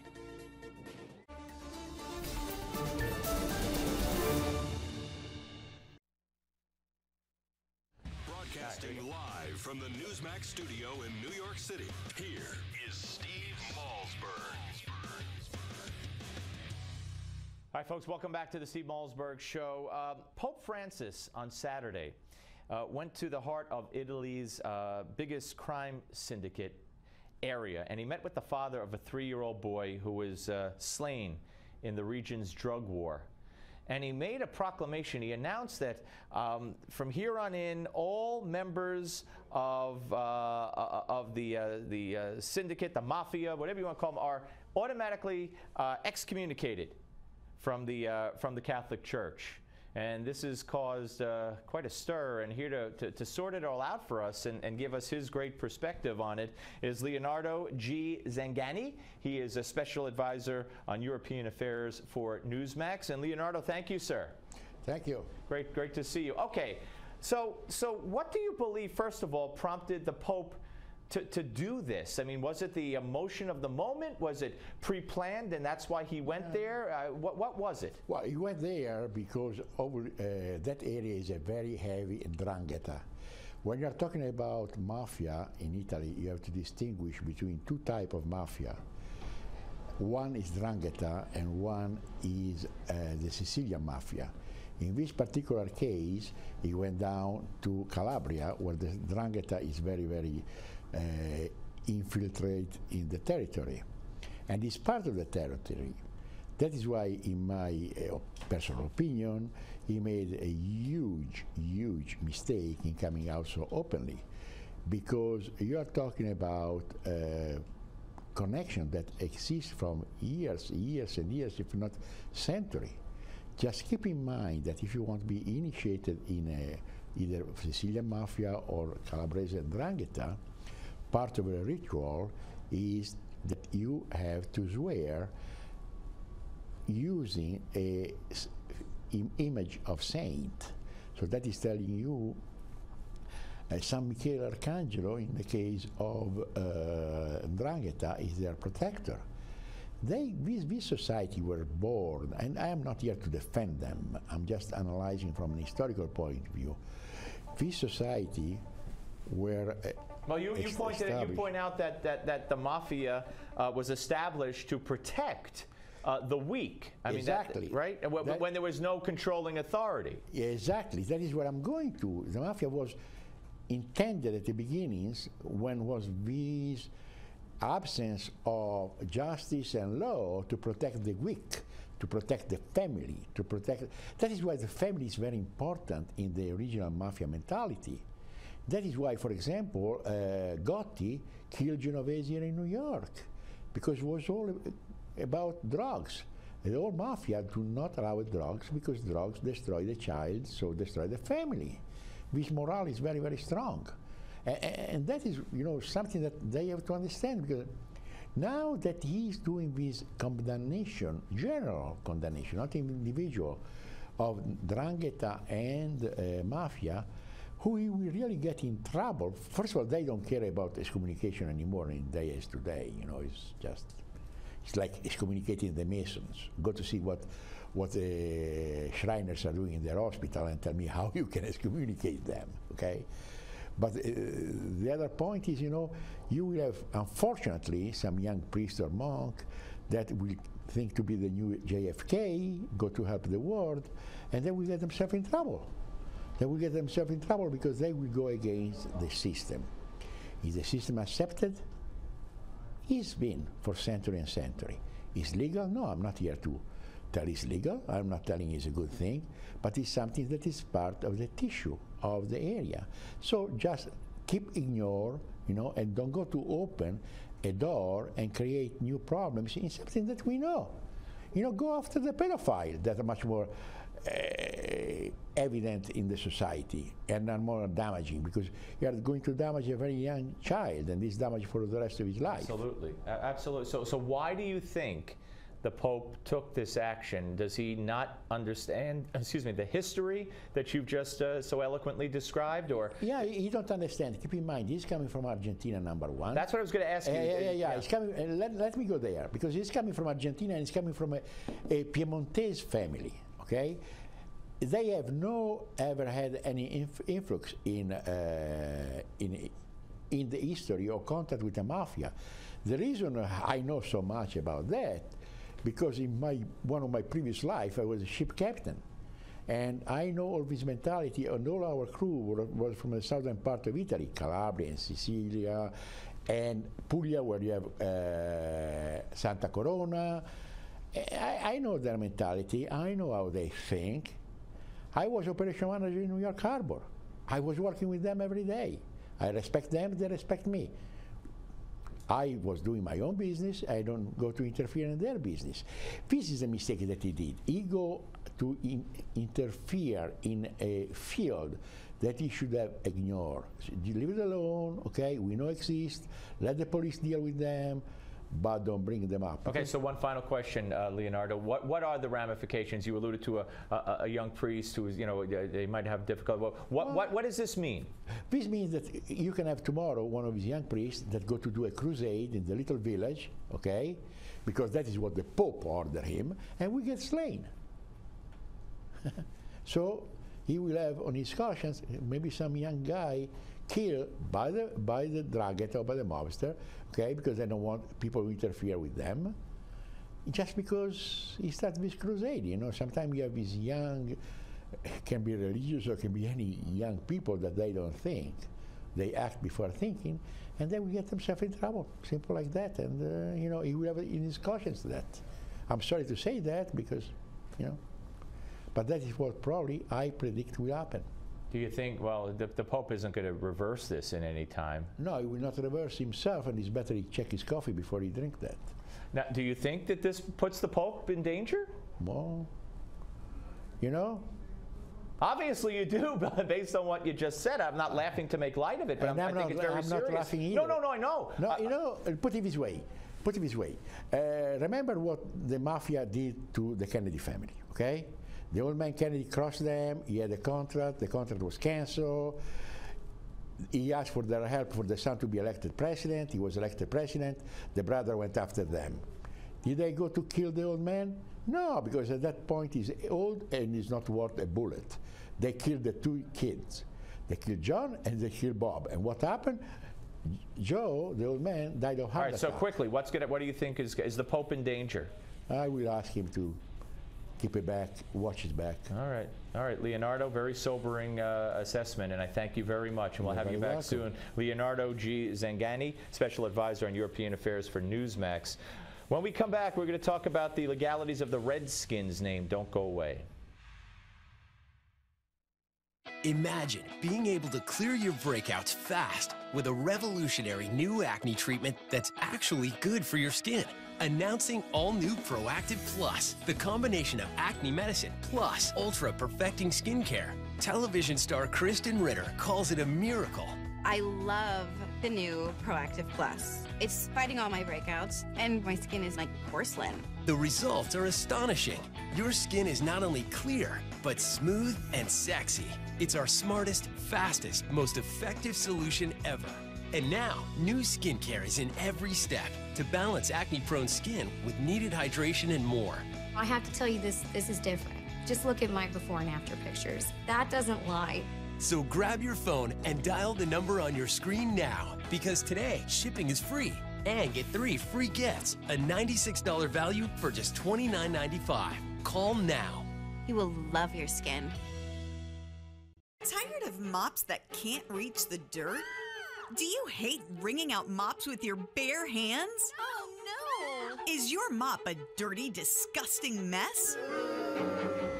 Well, no more. It's time to meet the incredible Hurricane 360 Spin Mop System, the only mop and bucket that spins the dirt away. The mop head spins to pick up the most dirt, gets into corners and around toilet bowls. The super absorbent head picks up 10 times its weight in dirty, disgusting liquid, traps it inside, and doesn't drip. To clean it, just put it in the bucket, and like magic, it just spins the dirt away. And you will never touch dirty, disgusting mop water again. But the magic of the Spin Mop keeps on coming. The Hurricane 360 Spin Mop picks up dust and dirt at the same time. And it works on any hard surface and will never scratch or leave streaks. Its amazing bucket just can't be beat. Just dunk and spin. There's nothing else like it, guaranteed. No more touching dirty, disgusting mops, and no more getting on your hands and knees. Get the only mop that features spinning action and the revolutionary spinning bucket that cuts your cleaning time in half. Get the Hurricane 360 Spin Mop System for just 2 payments of $19.99. You'll also get a Sticky Buddy, the reusable sticky roller that picks up pet hair and lint and washes clean in seconds. You can take advantage of our limited time 2-for-1 pick it up special and get a second Spin Mop set. Just pay additional shipping and fee. You get it all: 2 spin mops, 2 mop heads, 2 revolutionary spinning buckets, and 2 Sticky Buddies for just 2 easy payments of $19.99. And we'll upgrade you to free priority handling. So don't wait. Order now. Call 1-800-611-4362. That's 1-800-611-4362 to get your Hurricane Spin Mop double offer.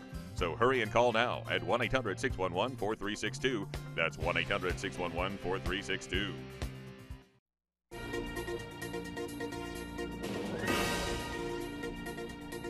Welcome back. I'm Francesca Page, and here's your Newsmax Now update. A Sudanese court appealed the death sentence against a woman accused of converting to Christianity. The Sudanese Christian woman who gave birth at a prison after being sentenced to death was freed today. Sudan's penal code for conversion from Islam is death. Meribam Abrams' release came after her case sparked an outcry from Western governments when a judge sentenced her to death by hanging. The acting Secretary of Veterans Office, Sloan Gibson, says he's disappointed that complaints are not being taken seriously. Gibson says the VA has ignored allegations from government whistleblowers surrounding the lack of patient care. Gibson also says the intimidation of whistleblowers will not be tolerated. The U.S. Office of Special Counsel says it's reviewing more than 50 complaints alleging threats to patient health and safety. That's your Newsmax Now update. Now back to the Steve Malzberg Show.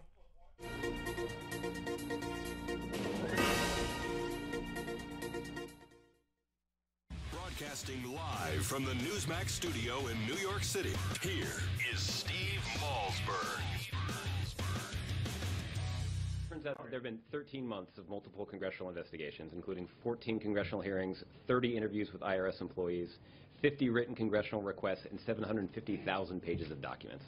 And all of that has done nothing to substantiate false Republican claims of a broader political conspiracy. All right, folks, there's Ernest, the new Jay Carney, poo-pooing the whole IRS scandal, if you will, and he also had this to say. The fact of the matter is we've cooperated extensively, and despite that cooperation, we've seen continued allegations of Republican conspiracy theories that just never pan out. Yeah, those Republican conspiracy theories. All right, that's what you want to call them. Now, the networks on Friday night finally took notice because of the heated exchanges with the IRS commissioner by some on the committee, including Paul Ryan. Watch. Fireworks in Washington today as this ongoing scandal at the IRS took a bizarre turn. The head of the IRS told a congressional committee today that the agency has lost evidence in the investigation into how they handle conservative political groups. Specifically, emails from top IRS officials have allegedly gone missing. And given how long the IRS holds on to things like our tax returns, some members of Congress just aren't buying it. Now to the outrage tonight involving the IRS, claiming to have lost thousands of crucial documents. Lawmakers asking, how can the taxman be let off the hook for losing documents while ordinary taxpayers would never get away with that? Wow, I think I'm going to pass out. The networks covering the IRS scandal and the missing emails. Whoa! That might be a one-shot deal, folks. Don't get too excited. Here's more. The IRS commissioner on the hot seat today, admitting his agency lost 2 years of emails from its biggest scandal in decades. You asked taxpayers to hang on to 7 years of their personal tax information in case they're ever audited, and you can't keep 6 months worth of employee emails? This is being misleading again. I don't believe you. That's the first time anybody has said that you do not believe me. I don't believe you. If an American taxpayer used the excuse that, my hard drive is lost, my receipts are gone, what would the IRS say? If the American taxpayer said, my hard drive's gone, but I can give you other information, the IRS would work with them. Yet another black eye for the IRS. All right, I got to tell you, at least they covered it. But did you hear the answer from Commissioner Koskinen? That if a person, a citizen said, I lost my information, I don't have it, the dog ate my homework, I threw away my hard drive, he said the IRS would work with them.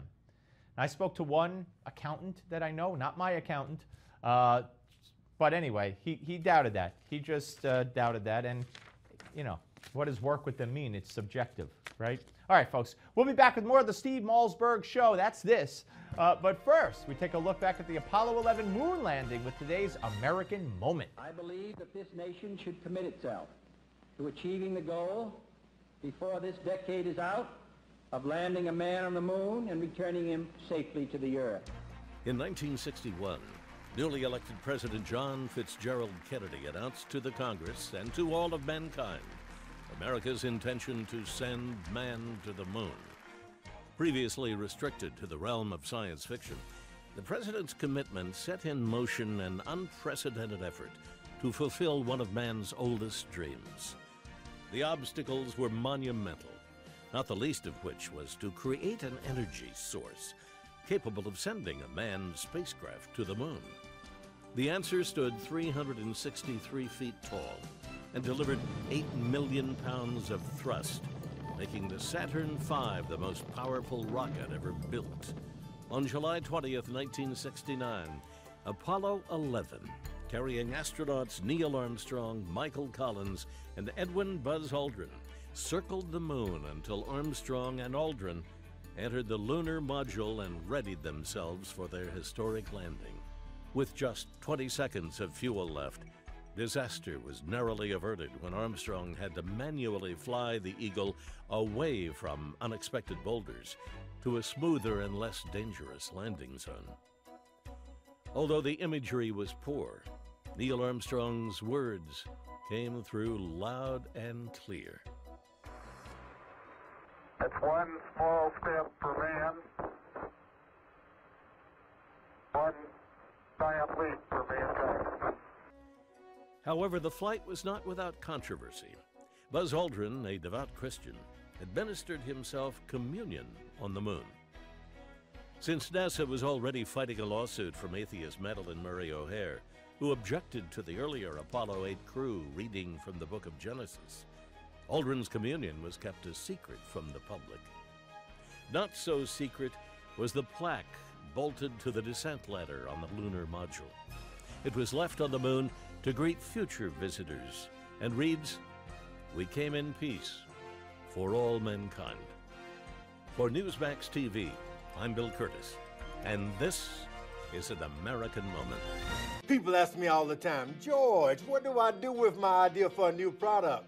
I tell them, call my friends at InventHelp. Call InventHelp today for free information. InventHelp has been providing patent referrals, preparing ideas, and submitting to companies for more than 30 years. I believe every inventor deserves the opportunity to step into the ring and take their best shot. Put InventHelp in your corner. For your free inventors information, call 1-800-520-7097.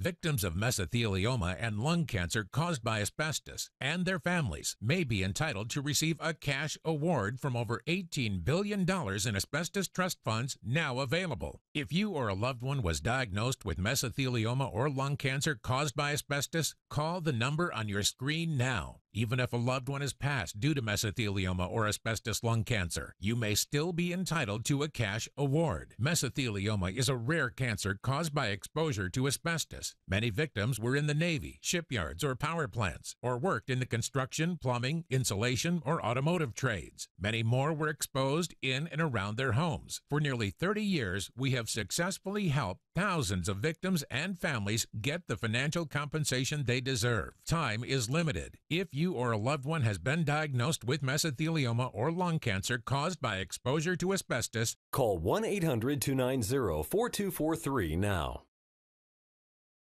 Attention active duty National Guard, Reserve, and retired veterans. If your loved one was injured while serving our country anytime after October 2001, you may qualify for up to $100,000 in tax-free cash TSGLI benefits even if the injury was not related to military service. Also, if you have been denied VA disability benefits for a service-related issue, we may be able to help. To find out if you have a claim, call the number on your screen. Operators are standing by to assist you. Don't wait. Call the number on your screen now.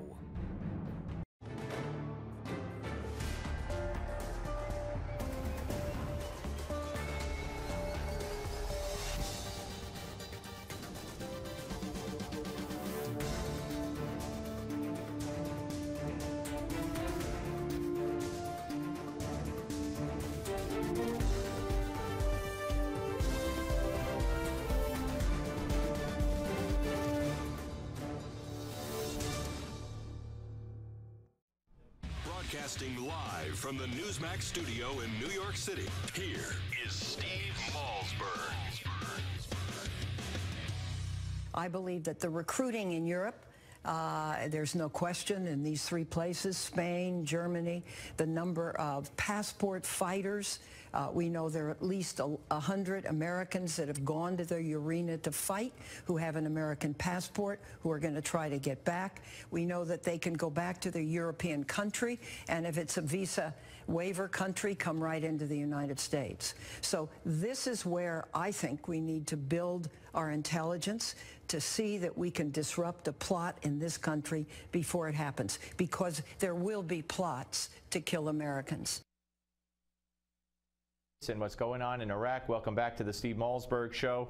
Joining us now to discuss all of this and to discuss a recent Wall Street Journal NBC News poll, which is not only bad news, our guest says, for Obama, but also for liberalism. And we welcome in Philip Klein, senior writer at the Washington Examiner. Hey, Philip. Hi, how are you? Good. Always good to talk to you. Okay, so I mean, I played Dianne Feinstein just to show that, you know, here's a Democrat who's sounding the alarm a little more loudly and with more urgency than Obama over the weekend, who gave 100 interviews saying that they're a short-term and long-term threat. She was much more specific about what's going on. So talk about, first of all, talk about this poll. I mean, we discussed it a little bit on Friday. There were, you know, really bad numbers for Barack Obama on many levels, and some bad for Hillary Clinton as well, but you go beyond that. Yeah, basically, the numbers were really had historically low approval ratings for President Obama, and that drew a lot of the attention. Also, there was another question talking about President Obama losing people not thinking that he has the capacity to lead anymore. And this is all significant, but I think that we need to look at why the poll was actually worse for liberal ideology than it was for Obama. And if you look at the sort of the scope and the sweep of what President Obama's presidency was supposed to be about, he didn't just want to be a president with a D next to his name.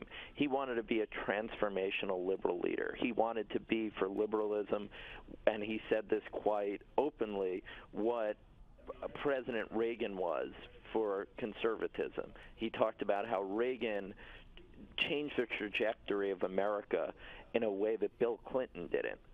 And what you're seeing in these polling numbers is that when you ask people about whether or not they have confidence in government's ability to do things, it's very low. And asked about the VA scandal, for instance, it found that 14% blamed Obama, but 61% blamed government bureaucracy. Now, on the surface, people say, oh, well, that's good for Obama. He's not getting the blame for the VA.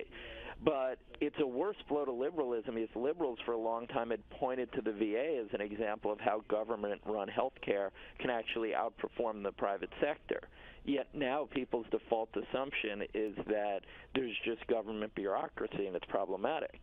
So what Obama has actually done is, instead of having a presidency that has proved that liberalism can work and government can work, which is what he set out to do if you listen to what he talked about in his first inaugural address and his campaigns and what he was trying to push with the stimulus bill and the health care, what actually happened is the reverse is true. He's helped convince people that government can't work.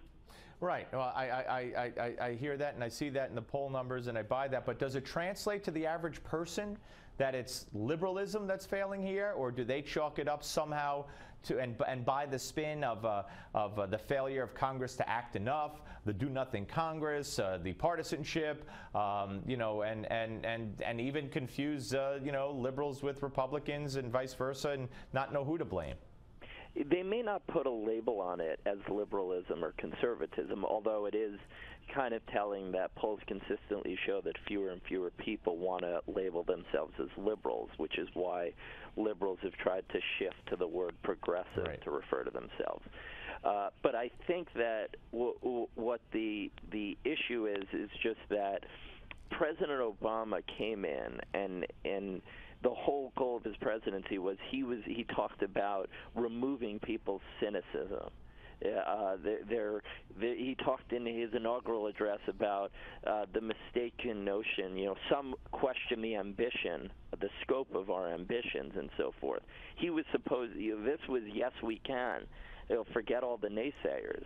But whether it's health care, the ambitions of the stimulus bill that turned into a flop, all these other scandals that have been attributed to the government bureaucracy, even if, let's say, Hillary Clinton wins, she's going to be boxed in by the fact that people are going to be much more suspicious the next time a politician comes along and they're going to propose this big, bold plan. Right.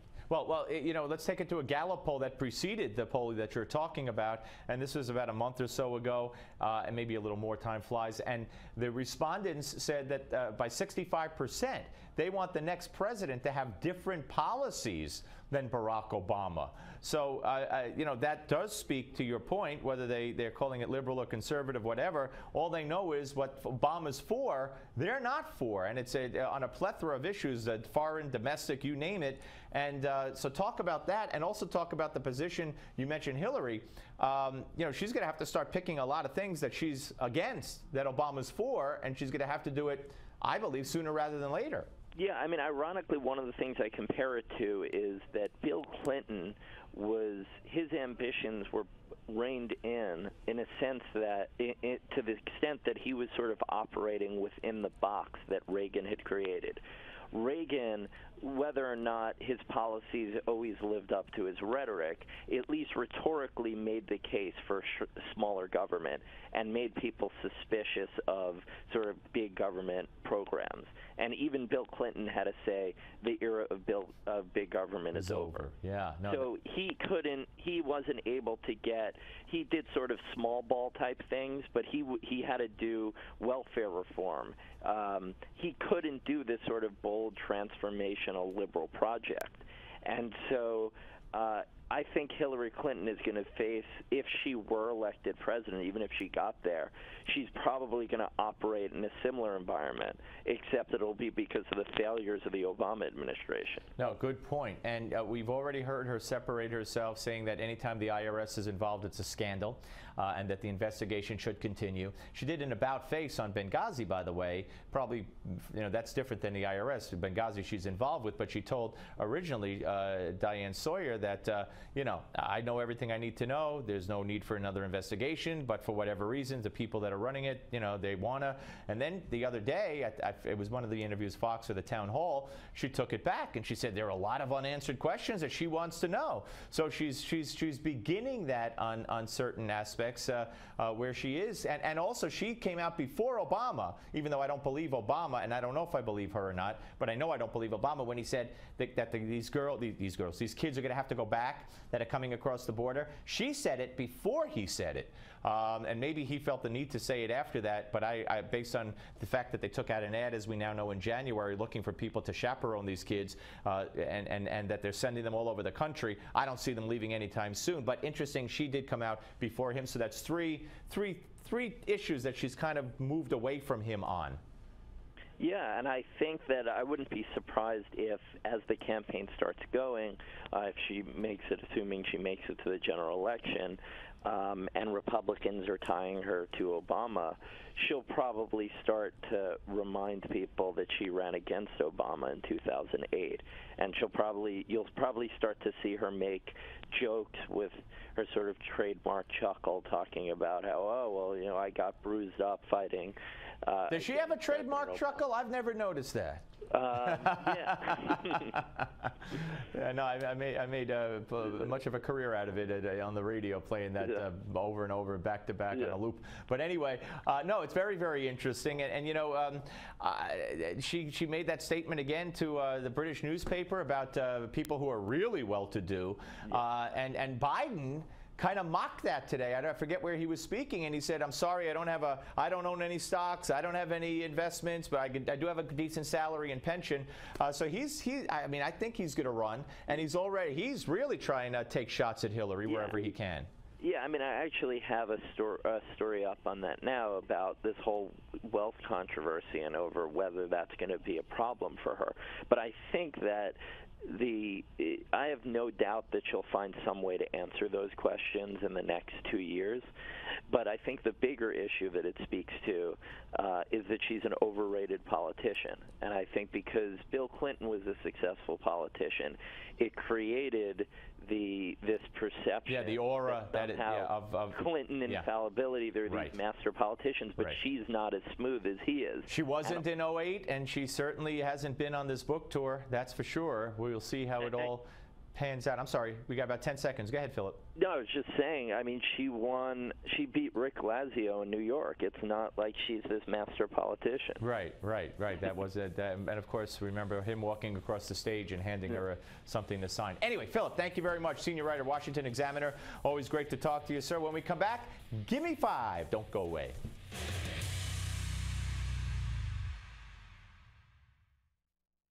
Are you feeling tired, run down, low on energy? Well, you could be just like millions of Americans whose thyroid gland isn't functioning the way it's supposed to. Well, now there's hope to change all of that. Introducing Actilin. Actilin is a premium nutritional supplement designed to support optimal thyroid function. Actilin has 17 powerful ingredients that support adrenal health, thyroid function, energy, and your immune system. Actilin was formulated by the renowned holistic practitioner, Dr. David Brownstein. And now, for a limited time, you can get a free bottle of Actilin with our special offer. You pay only for shipping and handling. Act right now and get Dr. Brownstein's free special report, A Doctor's Guide to a Healthy Thyroid. Get Actilin and the special report.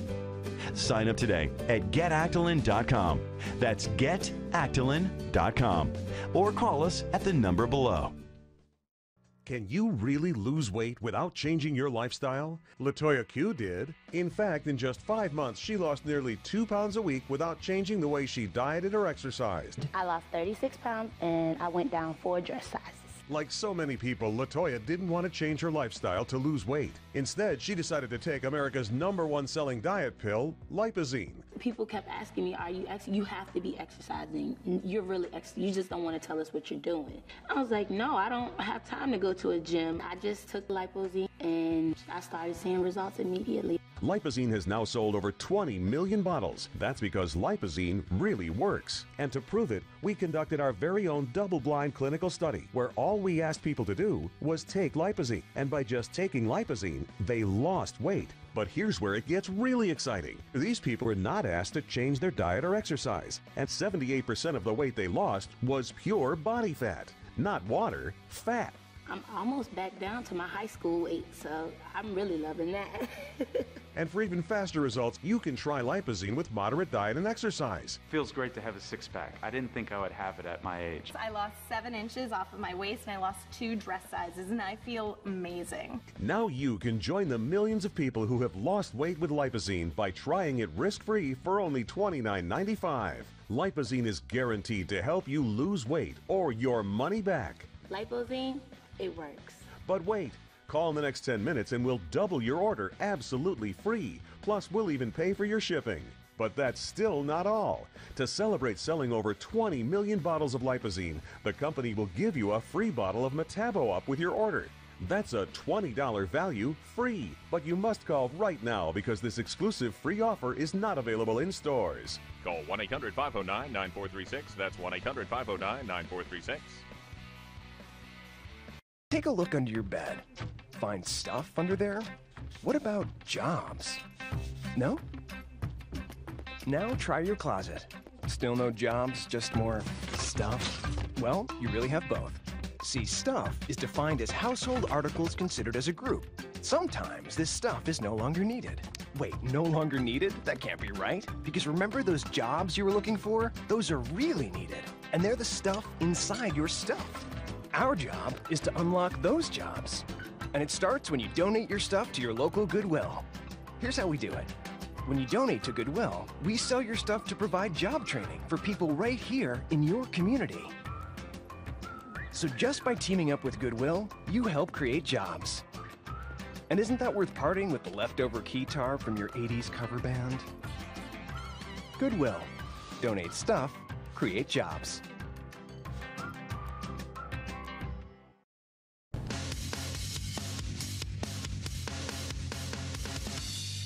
I appreciate the fact that you are managing or attempting to 90,000 employees. You have a budget almost $11 billion. And I appreciate that you're doing this with a workforce since I've been in Congress that has shrunk 25,000 employees. 10,000, I think, in the last 4 years. But the budget if this Congress, in its wisdom, my Republican colleagues, are cutting your budget. Congressman Earl Blumenauer, Democrat from Oregon, welcome to Give Me Five. This was Friday's session with the IRS commissioner, and this congressman is in total sympathy with the IRS commissioner. You run such a big agency, and we keep cutting your budget. How do you do it? You're great. More. Some of this does sound condescending, I will say, or not allowing you to answer questions for a situation that Congress has made worse and has systematically assaulted the IRS in its capacity to function. Congress has assaulted the IRS. Did they hold them hostage? Are they terrorists? Do they want ransom? I mean, that's usually, that was during the budget shutdown and the debt ceiling talks. It's all Congress's fault. And not all Congress, just the Republicans. Watch. What did we do in the government shutdown? What business furloughs its accounts receivable department? Not one that stays in business very long. Not one that has the capacity to deal with layers and layers of complexity and a vast system where people pound away on the IRS and the people who work there. I'm amazed that anybody takes those jobs, from you on down, and I appreciate they do. All right, so it was the government shutdown that led to Lois Lerner chucking her hard drive and the other employees missing their emails. It was the government shutdown, apparently, according to Congressman Blumenauer.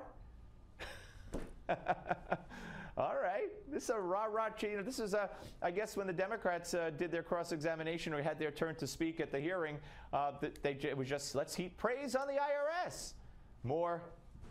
You know, a certain irony that is now the dicta of the Republican Party to assault the IRS at every turn and undercut its ability to function. Gee, it was Republican presidents, starting with Lincoln and Taft and Roosevelt, that promoted the income tax, which doesn't collect itself. Oh, we're getting a history lesson. I mean, please don't get me started. You want to go into why Lincoln favored the income tax and promoted the income tax and started the income tax?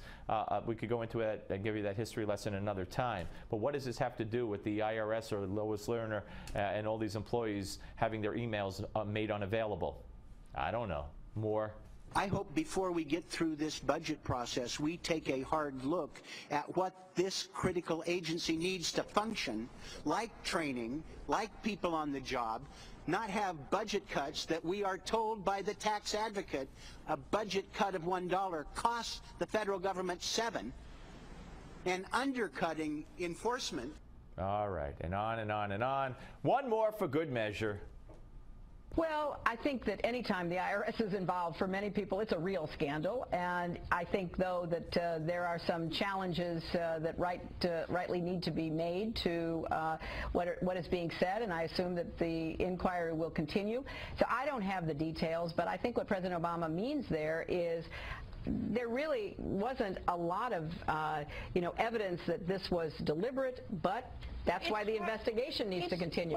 So when I said one more for good measure, you thought it was another Blumenauer cut, right? No. Hillary with Greta said anytime the IRS is involved, it's a scandal.